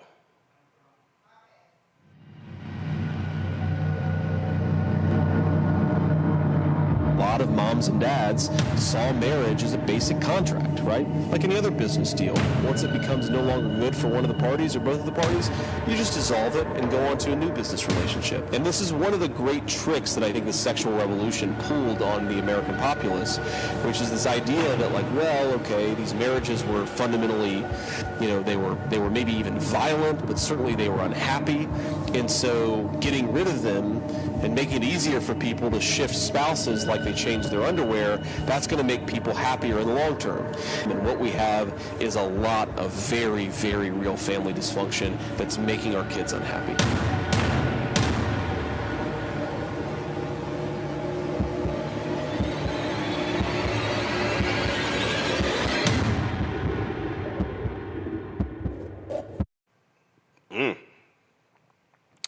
Pretty good. Pretty good. I was checking out last night another different ad, and the white dudes for Kamala dropped this one right here. Check it out. White dudes. So I think we're all pretty sick of hearing how much we suck. Every time you go online, it's the same story. We're the problem. And yeah, some white dudes are. Trump and all his MAGA buddies are out there making it worse, shouting nonsense in their stupid red hats and acting like they speak for us when they don't. All they've ever done is screw us over. But if you're not on the MAGA train, where do you go? Isn't it just swapping out one crappy option for another? Then it hit me. This isn't about picking teams. It's about who's got a plan that's gonna make life better for me and my family. So I've been doing my own research and decided to check out Kamala Harris and Tim Walz. And before you jump down my throat, they're actually talking to guys like us. No lectures, no BS. Just real solutions that protect our freedoms and help us take care of the people who matter. And honestly, I think Harris and Walz are the ones to make that happen. End of the day, you're your own man. It's your call. But if anyone gives you crap about it, tell them it's none of their damn business. All right, what do you think, Robert? I think they're doing a great job now, because what they're doing is appealing directly to the American people and directly to people who are normally a weakness for them. The fact that Kamala Harris, who ran in 2020 as being one of the most progressive members of that race, and now to see her appealing to middle-class white male voters, seeing her appealing to veterans, to military voters, it shows that the Democratic Party is a big enough tent that they can bring in everybody from Bernie Sanders to Dick Cheney to be on the same side of the things versus the MAGA movement, which is continuing to shrink and just is MAGA or nothing. That if you're not part of that, you're a rhino. We don't want you part of that. I think that it shows how big the American body politic can be when they unite around one candidate.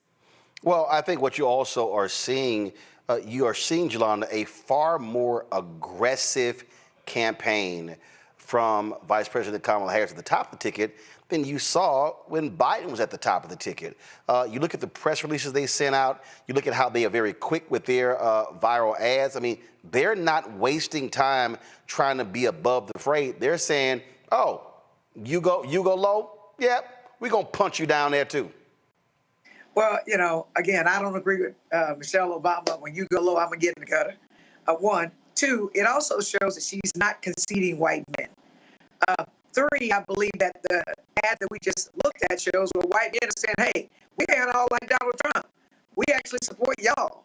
So I like the ad. I think it's helpful. And I think that when you have an aggressive racist like Donald Trump, we need an aggressive black fighting, smart ass woman fighting back and hitting hard and letting people know that she can go with the best of them and even the craziest of them, and she can still handle our business. And Michael, we're actually seeing that play out in North Carolina. Some polling shows she's pulling anywhere from 40 to 45% of the white vote. I've been trying to explain to people, Donald Trump got 53% of the white female vote. If she's able to take that from 53 to 50, that's the election. Yeah, absolutely. Governor Roy Cooper said that North Carolina is definitely winnable. These are fantastic ads coming from the Lincoln Project and Vote Vets, things like this. One ad that I want to see the campaign do, and it may come from a super PAC, may come from the campaign, is attacking this ad where you have a former Minneapolis police officer who shows Minneapolis burning after the killing of George Floyd. And he says that Kamala Harris supported the people who were setting the police department on fire, and she supported defunding the police and things like this. And what he doesn't talk about is the January 6, 2021 insurrection that Donald Trump incited and sent those domestic terrorists to the U.S. Capitol, and they assaulted 140 police officers. Okay, so I want to see an ad that really refutes this nonsense out here, because this is one of the lies that's being told. She never supported really defund the police, maybe some aspects, but never supported defund the police. She co-wrote the George Floyd Justice and Policing Act, but the Fraternal Order of Police supported the George Floyd Justice and Policing Act as well. So that's one ad that I want to see coming. You talked about what you want to actually see from these PACs. I mean, part of the issue we are still seeing is we're seeing these PACs not step up. Guys, pull up Guy Cecil's tweet that we had the other day showing what they've been spending on digital ads. And let me tell y'all something. Go to my iPad. I have sent emails to these 4 PACs 10 days ago, at least 5 emails. No, and I specifically have been asking them for their black plan. No response to any of the emails. You got Future Forward, American Bridge 21st Century, sitting on millions and millions of dollars. The DSCC, the DCCC. I sent emails to the House Majority PAC, the Senate Majority PAC. The House Majority PAC responded to my email. The Senate Majority PAC has not. And I made it perfectly clear. I'm going to call these folks out. We pulled this up earlier. This is cash on hand. You see right here, House Majority PAC, $80 million. The DCCC, $92 million. Senate Majority PAC, $90 million. That's Chuck Schumer. Democracy PAC, I had a great conversation with them. They are doing some work, and they are funding various initiatives regarding African Americans doing great. The SEIU PAC, $50 million. They're going to be spending the money going door to door. But look at American Bridge, $32 million. Fair Shake PAC, that's dealing with crypto, $90 million. I need to pull up what Future Forward has. But again, folks, I don't know what the hell they're spending it on. And let me tell you something. American Bridge, 21st Century, perfect example. You go to their website, they got a Google phone number. Like you can't even, Future Forward, you can't even call them. You can't even call them. And listen, they've got some black consultants who they have been working with. And when I say no response, I literally mean no response. And so Chauncey McLean with the Future Forward. When are you going to respond to an email? When are you going to explain to black-owned media, what is your black plan? Who are y'all using black-owned media? Are y'all investing in groups on the ground? Are you doing independent expenditures? Y'all, I've been asking all of these questions, and when I say they don't respond at all. At all. And so I've sent email after email after email. You've got Christy Roberts, who leads the DSCC, nothing, no response. You've got Brad Baychok with American Bridge, no response whatsoever. And so, matter of fact, so let me, there's a brother with one of the PACs. I don't know why he can't respond. I've sent, multiple emails. Let me see. Hold on one second. Let me pull this up. Because, and again, my whole point is we're now 40 days out. What are you doing? Adisu Demisi, ADDISU, last name DEMISSIE. Hey, bruh, you need to respond to an email as well. So I'm going to keep calling y'all out every day until y'all answer, where's the money for black folks? Let's go live to Douglas, Arizona. Vice President Kamala Harris is now at the podium.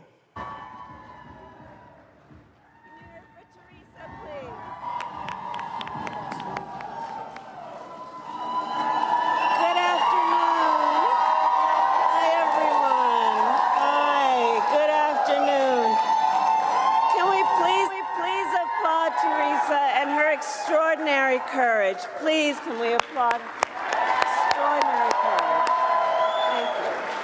Thank you. Thank you. Thank you. Please have a seat, everyone. Thank you. It's good to be back in Arizona. It is good to be back in Arizona. Thank you all. Thank you so very much.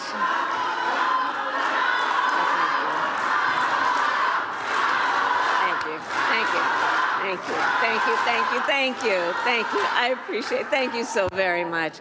I just wanted for a moment to speak about Teresa. We had some time together backstage, and I think that in moments of crisis, such as the fentanyl crisis,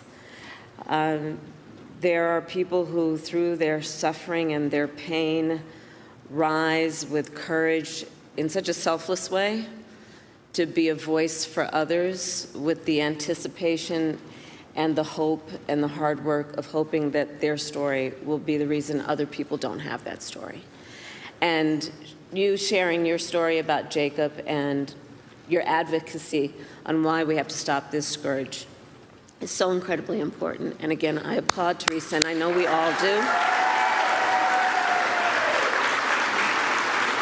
And our need to stop this issue is one of the reasons that we are all here together today. I also want to thank the extraordinary elected officials who are here. Senator Mark Kelly came with me. He and his extraordinary wife, Gabby Giffords, traveled with me from Washington, D.C. to be here. And Senator Kelly has been talking with me for quite some time about the importance of this visit. And so I thank you in front of all of our friends for your work. Thank you. Thank you. Attorney General Chris Mays, who just tore up the floor. She is, one of, I'm going to talk a bit about it in a minute, but some of the work that I have done in my career as Attorney General, and watching her do the work that she has done as Attorney General really does emphasize the importance of having the right leader at the right time, in the right place, and that's who she is. Mayor Hewish, I thank you for the warm welcome. We've spent some time together. You've shared with me the needs of your community, and I thank you for your leadership as well. And to all the elected and community leaders here today, thank you for taking the time out of your busy lives to be here this afternoon. Before I begin, I do want to say a few words about Hurricane Helene. I spoke this morning with our FEMA Administrator, Chris Well, and President Biden and I, of course, will continue to monitor the situation closely. We have mobilized more than 1,500 federal personnel to support those communities that have been impacted. We have food, water, and generators that are ready for deployment. And we are working to restore power for millions of people who currently are experiencing outages. And I just want to stress, and for the press that is here, to those who are watching, the storm continues to be dangerous and deadly, and lives have been lost, and the risk of flooding still remains high. So I continue to urge everyone to please continue to follow guidance from your local officials until we get past this moment. So thank you all. And now I'll speak about, in particular, the people who are here today and why we are gathered here together today. So Arizona, I think you all know, and this is why you are here, there are consequential issues at stake in this election. And one is the security of our border. The United States is a sovereign nation, and I believe we have a duty to set rules at our border and to enforce them. And I take that responsibility very seriously. We are also a nation of immigrants. The United States has been enriched by generations of people who have come from every corner of the world to contribute to our country and to become part of the American story. And so we must reform our immigration system to ensure that it works in an orderly way, that it is humane, and that it makes our country stronger.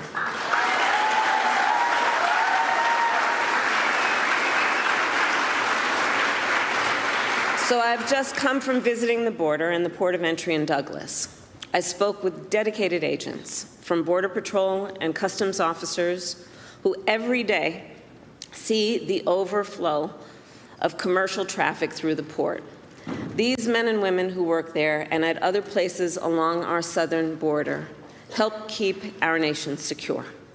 And they need more resources to do their jobs, which is why we have and are in the process of investing $500 million to modernize and expand the port of entry here in Douglas.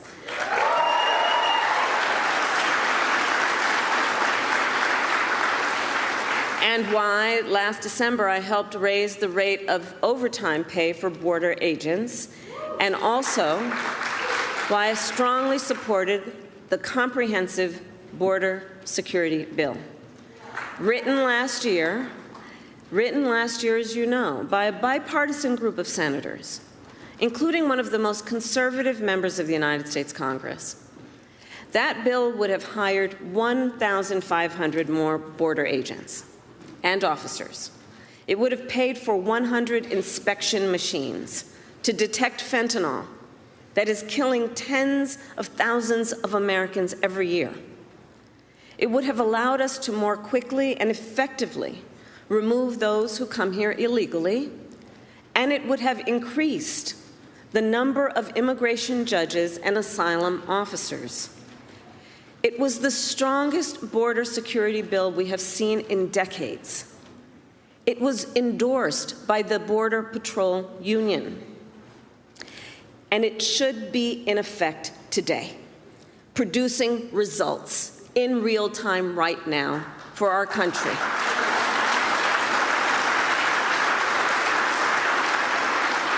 But Donald Trump tanked it.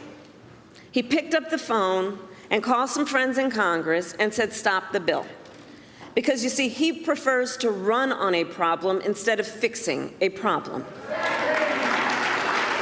And the American people deserve a president who cares more about border security than playing political games and their personal political future.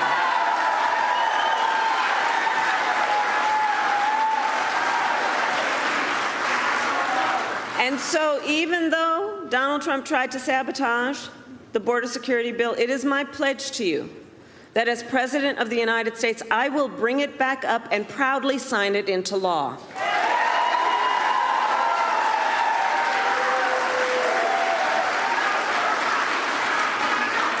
And let me say, the issue of border security is not a new issue to me. I was Attorney General of a border state for 2 terms.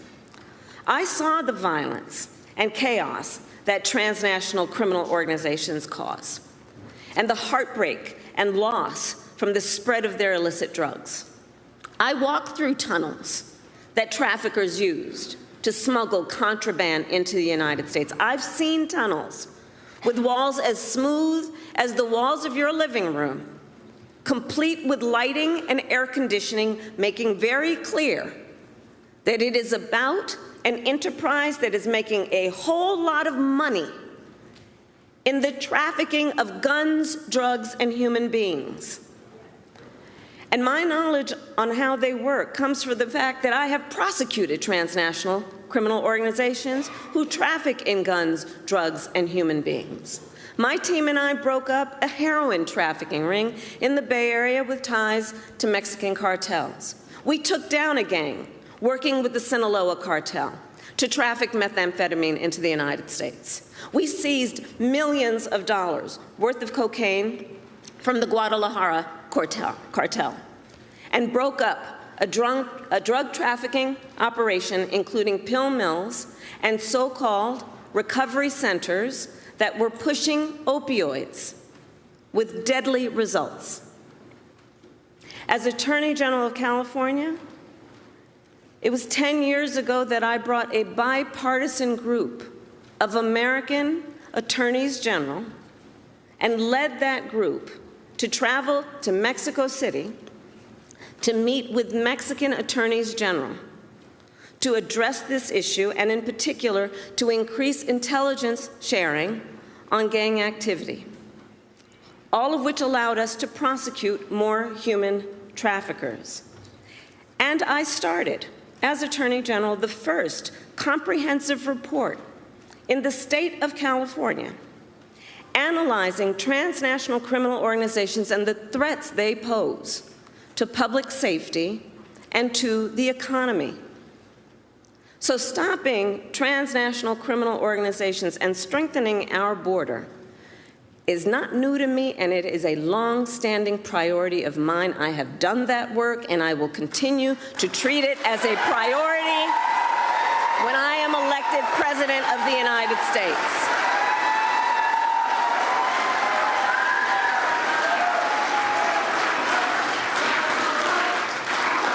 And it is my pledge to you, understanding how solutions get formed, that I will reach across the aisle and I will embrace common sense approaches and new technologies to get the job done. Because I know transnational gangs coming across the border, trafficking in guns, drugs, and human beings could care less who somebody voted for in the last election. They could care less. They've got one goal in mind. And it is therefore critically important that anybody who calls themselves a leader would work with other leaders for common sense solutions, understanding the pain and the suffering that Americans are experiencing if we don't work together to fix these problems. And look, transnational gangs, one of the things I know about them, they are always innovating. So to disrupt them, we must do the same. And that means, again, working together in real time, grounded on finding common sense approaches, not just about some rhetoric at a rally, but actually doing the work of fixing a problem.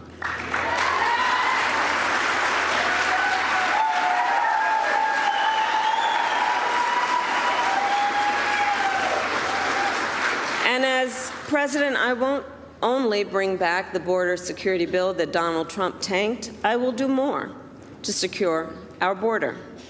To reduce illegal border crossings, I will take further action to keep the border closed between ports of entry. Those who cross our borders unlawfully will be apprehended and removed and barred from re-entering for 5 years. We will pursue more severe criminal charges against repeat violators. And if someone does not make an asylum request at a legal point of entry and instead crosses our border unlawfully, they will be barred from receiving asylum. While we understand that many people are desperate to migrate to the United States, our system must be orderly and secure. And that is my goal. And that is my goal. Securing our border also means addressing the flow of fentanyl into our communities. Fentanyl is a scourge on our country. The nature of it as a drug is such that it is highly addictive and it is highly lethal. So much so that using it one time only can be fatal. I have met far too many families, parents, loved ones who have lost a family member, a child, to fentanyl. And their grief is heartbreaking. And the devastation caused by fentanyl is being felt from rural communities to big cities. It's impacting communities across our country, regardless of where they are geographically, politically, or any other demographic you choose to talk about. It's a scourge in our country, and we have to take it seriously. And as president, I will make it a top priority to disrupt the flow of fentanyl coming into the United States.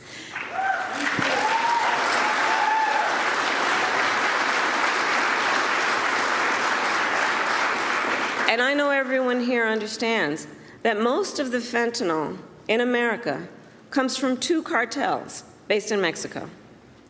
Most often, they are smuggling it through vehicles at legal ports of entry, like the one I visited today. The fact is, border officers don't have enough resources and are only able to search a fraction of the vehicles that pass through their checkpoints. This is unacceptable. They need the resources to do their jobs. And as we could have done with that border security bill, I will surge support to law enforcement agencies on the front lines, more personnel, more training, and more technology, including 100 new inspection systems that can detect fentanyl hidden in vehicles. And we will make sure that our ports of entry, including airports and seaports, have additional state-of-the-art technology to detect fentanyl and the chemical tools used to make it.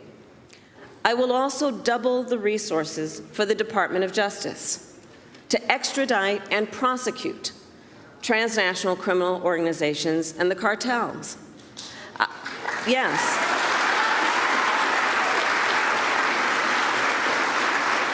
I will ensure that we target the entire global fentanyl supply chain because we must materially and sustainably disrupt the flow of illicit fentanyl coming into our country. My approach takes into account also that the precursor chemicals used to make fentanyl are by and large made in China and then shipped to Mexican cartels and trafficked right here into the United States. Our administration demanded that China crack down on the companies that make those chemicals, and it has started to happen. But they need to do more. And as president, I will hold them to their commitment to significantly reduce the flow of precursor chemicals coming from China.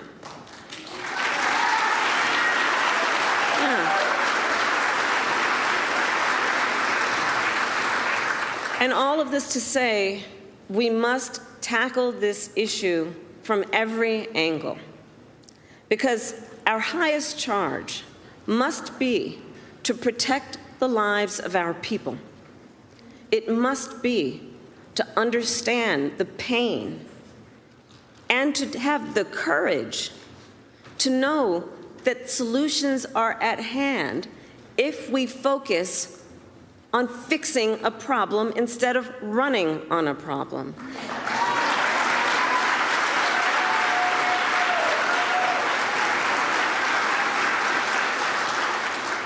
And on this issue, writ large, we must ensure that our country remains strong and competitive, which includes fixing our broken immigration system. And let me be clear. I reject the false choice. I reject the false choice that suggests we must either choose between securing our border or creating a system of immigration that is safe, orderly, and humane. We can and we must do both. We must do both.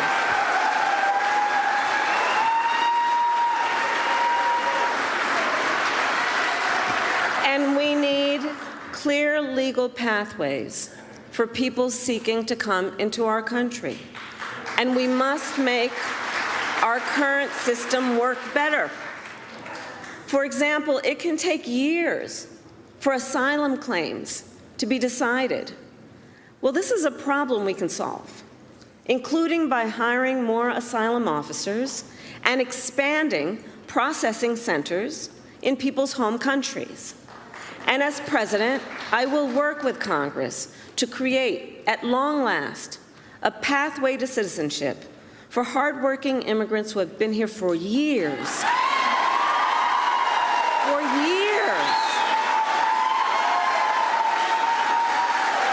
And deserve to have a system that works.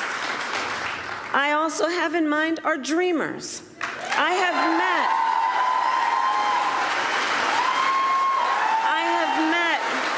with so many of our dreamers throughout my career. They who have grown up in the United States, were educated here, pay taxes here, serve in our military, and contribute to our communities every day.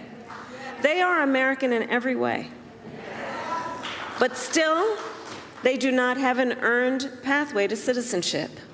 And this problem has gone unsolved at this point now for decades. The same goes for farm workers, who ensure that we have food on our tables and who sustain our agricultural industry. And they too have been in legal limbo for years because politicians have refused to come together to fix our broken immigration system. Well, as president, I will put politics aside to fix our immigration system and find solutions to problems which have persisted for far too long. For far too long, we have all known this is not working as it can and as it should. And so, as I said at the beginning, these issues are highly consequential for our nation. And the contrast in this election is clear. It is a choice between common sense solutions and the same old political games. In the 4 years that Donald Trump was president, he did nothing to fix our broken immigration system. He did not solve the shortage of immigration judges. He did not solve the shortage of border agents. He did not create lawful pathways into our nation. He did nothing to address an outdated asylum system and did not work with other governments in our hemisphere to deal with what clearly is also a regional challenge. As overdoses went up during his presidency, he fought to slash funding for the fight against fentanyl. And what did he do instead? Well, let's talk about that. He separated families.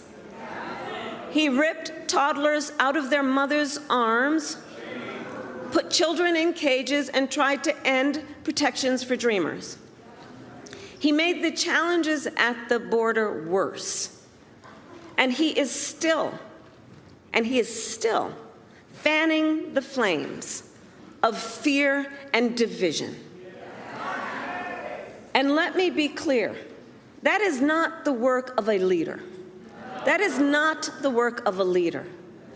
And that is, in fact, I think we all believe, an abdication of leadership.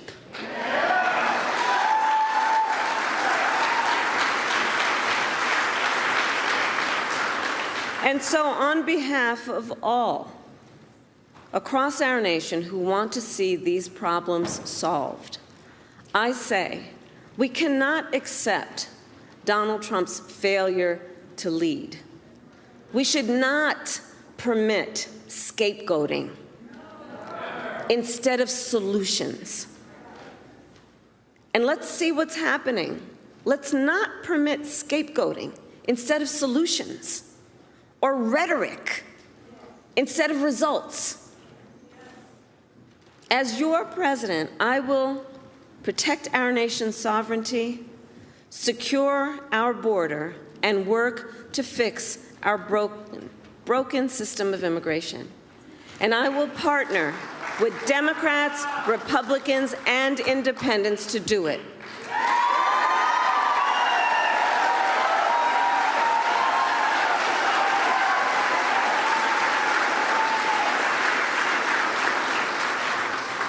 Arizona, it is time for us to turn the page on the ugly battles that have characterized our politics. And it is time to move forward together to achieve real solutions that make our country stronger. And I know we can get this done. I know we have the will. I know we have the courage. I know the solutions are at hand, and I know we are ready.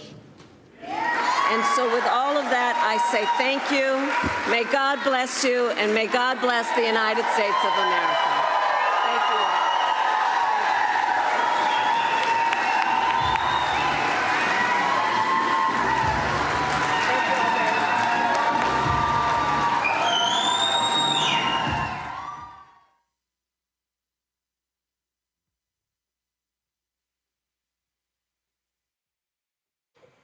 All right, folks, that was Vice President Kamala Harris speaking in Arizona. I want to quickly go to my panel to close this out. Robert, what you continue to see her do is remind people that it was Donald Trump who killed a bipartisan bill to deal with the border. Republicans, Senator James Lankford of Oklahoma, he also said they killed it. They owned up to it. And so that she is just pounding and pounding, pounding. So basically saying, don't give me this crap where you care about the border when you killed the bill because you said, I need to run on it. You're absolutely correct. This is a clear attempt to attract those swing voters, those immigration voters. After the issue of abortion, immigration is very high on every poll on what people care about: immigration, economy, individual liberty. So she's trying to put to rest some of those fears that people have about being, quote unquote, soft on immigration. It was a very hawkish speech. It was very much a return to Obama 2008 almost immigration policies. And I think she tried to come off very forcefully on this. She could have actually dug even deeper and talk about the fact that for the last 25 years, Republicans have killed every single immigration bill. You can talk about the fact that Donald Trump had to pay $1.5 million for hiring illegal immigrants to work at his resorts. So I think Democrats are going to go on the offensive on immigration this last 30-plus days until Election Day and take away one of Donald Trump's primary strengths. Absolutely. Jelana, you're there in Texas. You're a Texas state representative. You've got Governor Greg Abbott, who's wasted billions of dollars of taxpayer money in Texas. He spent millions flying migrants across the country as well. And all these folks, they talk loud. But the reality is they don't want to really confront the problem. And he stands solidly with Donald Trump by ignoring that particular bill. Shame on all of them. You're on mute. Well, I'm sorry. What I thought the vice president did brilliantly was she explained how she understands about immigration, how she knows how they smuggle people and products into the country, and how she can fix it, because if you don't know what the problem is, then you can't fix it. She reminded us that when he was president, he had these same problems and fentanyl deaths went up. I know that fentanyl is a really big problem, especially in these border states, especially with people who don't look like us. I'll just say that. So I think she's hitting on voters that she needs to get on her side and take from Donald Trump. I thought she was brilliant when she talked about the broken asylum system. Now, and I'll say this quickly, this, Roland, you had Judge Hughes on here when they were trying to take her off the ballot here in Houston. And she was a former immigration judge. So I actually called her while I was listening to the vice president and said, hey, how long does it take for the asylum cases? She said it took 6 to 10 years from the time you come into this country until the time you actually see a judge. So you're here without asylum and you're working, and then you could be kicked out and you've had kids born here. She came up with common sense ideas to fix that system, and I thought Vice President Harris did that. So I think she was strong. I think she spoke exactly to the issues that she needs to speak to in Arizona, and I think that she's going to be a pleasant surprise for us. She's going to do remarkably well in Arizona. What you're dealing with, Michael, here, this is a photo that she posted on her page here. I'm on my way back to Arizona for official briefings on the latest work to secure the southern border and operations to stop the flow of illegal fentanyl into our country. Michael, Republicans keep talking about fentanyl, but you heard her say it. She laid out how it actually is coming into the country. You know, so all these people, they love, oh, no, it's killing. She's like, no, this is actually how it's coming in. And you've had these massive fentanyl drug busts, and they go, see, it's failing. And they're like, no, actually, if it's a bust, it's actually working. Right. Absolutely. Well, she knows what she's talking about because she was State's Attorney General for the state of California, going after transnational organizations like this. This is a real change in strategy for Democrats because usually what was perceived as a weakness, they would not take on head on like this. So she's doing the right thing from the border and then laying out her plan as well. And immigration, partly because of Trump blocking the border bill, okay, it has become a major issue in this 2024 election. And if he becomes president and he wants to try to deport 11 million, 15 million undocumented immigrants, whatever million he wants to put on it, whatever number, is going to arrest economic growth in this country and spur inflation and probably bring about a recession as well. OK, and as I say always, if you want to bring down undocumented immigrants and undocumented immigration to this country, stop eating foods you did not grow yourself. And a lot of people don't want to do that, okay? Because this is excellent what she's doing. She needs to keep this up. All right, then, Jolanda and Michael, we appreciate it. I think Robert as well. Folks, today in Philadelphia, Reverend Al Sharpton and the Exonerated Five actually took time out to hit a couple of places there. Our cameras, our Black Star Network cameras were there in Philadelphia to record that. And so we want to just share some of what we heard. You had the Exonerated Five, you had Reverend Al Sharpton, you had State Senator Vincent Hughes, Pennsylvania State Senator Vincent Hughes as well. So let's just play some of what took place on today's bus tour in Philadelphia. We cannot afford, after all that we have been through, and all that was fought for, with bloodshed, with nights in jail, with whatever house bombings occurred, to come this far now and lose our right to vote, lose our rights to our affirmative action. All of that is on the ballot. Now, how do you say that's on the ballot, Reverend? Because whoever is the president assigns the Supreme Court or nominates the Supreme Court, and whoever's in the Senate, they confirm. That's how come they could delay Obama's nomination for a year and then confirm 3 right-wingers that took back affirmative action, hurt voting rights, took away women's right to choose. So we're doing these stops. We're going to go to Pittsburgh and next week. We're stopping here. And I brought a busload really a minibus and a busload with me. It's going to move around the city today, but I wanted to be here for the kickoff. And I brought, since there is a rumor that some black men are being persuaded another way, we're not telling you to vote for, but we want you to have the information. I brought 2 young men that know one of the candidates well, Donald Trump. And they know him because when they were falsely accused of raping and battering a white woman in Central Park, he took out an ad and paid $85,000 calling for them to have the death penalty. They went to jail for years, one of them 7, the other 13. But they're free today, and they're in Philadelphia. I remember what Donald Trump did to us. We can never forget.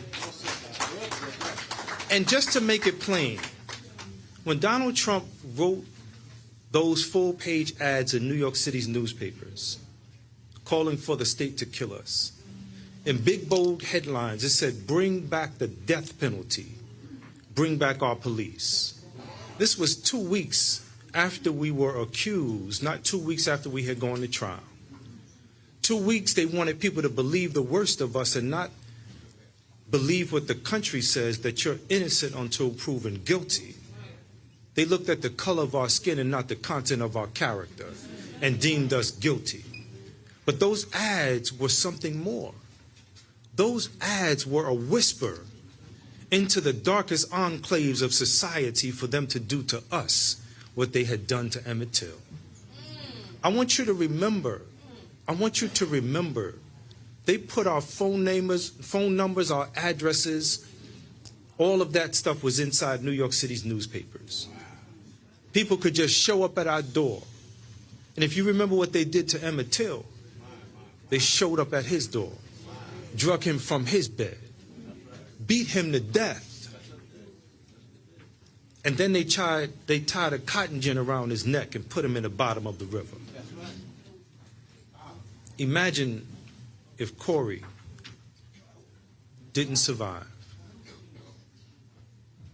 We could have all, if Corey didn't survive, we would have all been rolling around as if we were mistakes, hiding in plain sight, never realizing the true potential that we are our ancestors' wildest dreams. We were built for times like this. So we raise our daughters to be strong. We raise our daughters to be loving, right? Loving and empathy. That laughter that you see from her, that's real. That's real, Dad. That's real. My wife and I have had the blessings to be up close and personal, okay, with her. That's not fake. That's real. Y'all can see it. Y'all can feel it, okay? You know, does the smile end as soon as the embrace walks away, or does it keep going? Or does she enter the conversation? Does she embrace young people, all right? We raise our daughters to be smart, strong, loving, to be resilient. She ran for president. She lost. It started off on a high. Y'all remember that? It started off on a big high. Raised $20 million as soon as she launched her campaign, but then things just didn't work out. I believe there's a sermon there as well, all right? I mean, come on. Things just didn't work out, and so she had to step back. But next thing you know, she's vice president, and we raise our daughters to be resilient. We raise our daughters to have all of those qualities that she has. And we say to young women, young girls, this is how you should be. They need to see that. There it is. Now you compare that to him. He has none of those qualities at all. So to the men especially, but to everyone, but to the men especially, think about the message we communicate to our daughters who are paying attention to what we do, what we say, how we behave. Will you say, Daddy, you say we should do this, this, this, and this, and this. Isn't that what? And you say, Daddy, we should not whine or complain, but dust yourself off and get back in it and fight some more to get what it is that you want to get. But he's always crying, Daddy. He's always, everything else with him is someone else's fault. Okay? Think about that as we enter into this space. those of us who've been around for a while, and I really will finish here, those of us who've been around for a while, remember 1984 with Reverend Jackson. Remember that journey. Remember 1984. Well, remember 1988, when after Super Tuesday, he was leading in the polls, and the cover of Time magazine was, "What does Jesse want?" I have it. I still have it, so I'm not making that up. Newsweek, Jesse Jackson, president? Okay. All of this moment that we're in right now is a manifestation of that. It is all of that growth, all of that transformation, all of that strength of us as a people, asserting ourselves to this moment. We can do this, family. We can do this. Somebody just said, yes, we can. Yes, we can. We can do this, family. We can get this accomplished, this mission. We know what the mission is. Let's go out and do this. Let's go out and do this. Let's get this done. Thank you all very much. All right, folks, that is it for us. Let me say this here. Tomorrow, I'm going to be in Cincinnati. Give me 1 second. I'll be in Cincinnati tomorrow for the STEMI Awards, the 6th annual STEMI Awards. And so look forward to being there. And, of course, be back in the saddle here on Monday. On Tuesday, we have our special coverage, the vice presidential debate between Senator J.D. Vance, the Republican, and Minnesota Governor Tim Walz, the Democrat. Will be live, actually. We're going to go live at 7:30 p.m., okay? So that's going to be on Tuesday. We'll go live at 7:30 p.m. The debate's at 9 p.m. Then we have our pre- and post-analysis of the debate as well. So look forward to a great conversation here in studio. All the folks on YouTube, y'all should be hitting the like button, y'all. So we should easily be at 2,000 likes. I don't know what the problem is. So before I finish, y'all heard me hit the like button. If y'all want to support the show, please do so. Please join our Bring the Fuck fan club. Your dollars make it possible for us to do the work that we do. We're going to be coming up. We're going to do a tour through the Black Belt in North Carolina. We're organizing dates in Milwaukee, organizing dates in Georgia, as well as Michigan and possibly Philadelphia when it comes to this election. So look forward to taking the show on the road. Hashtag Rolling with Roland. We ready to go. And so you can support our work. Send your check and money order to P.O. Box 57196, Washington, D.C., 20037-0196. PayPal is paypal.me/rmartinunfiltered.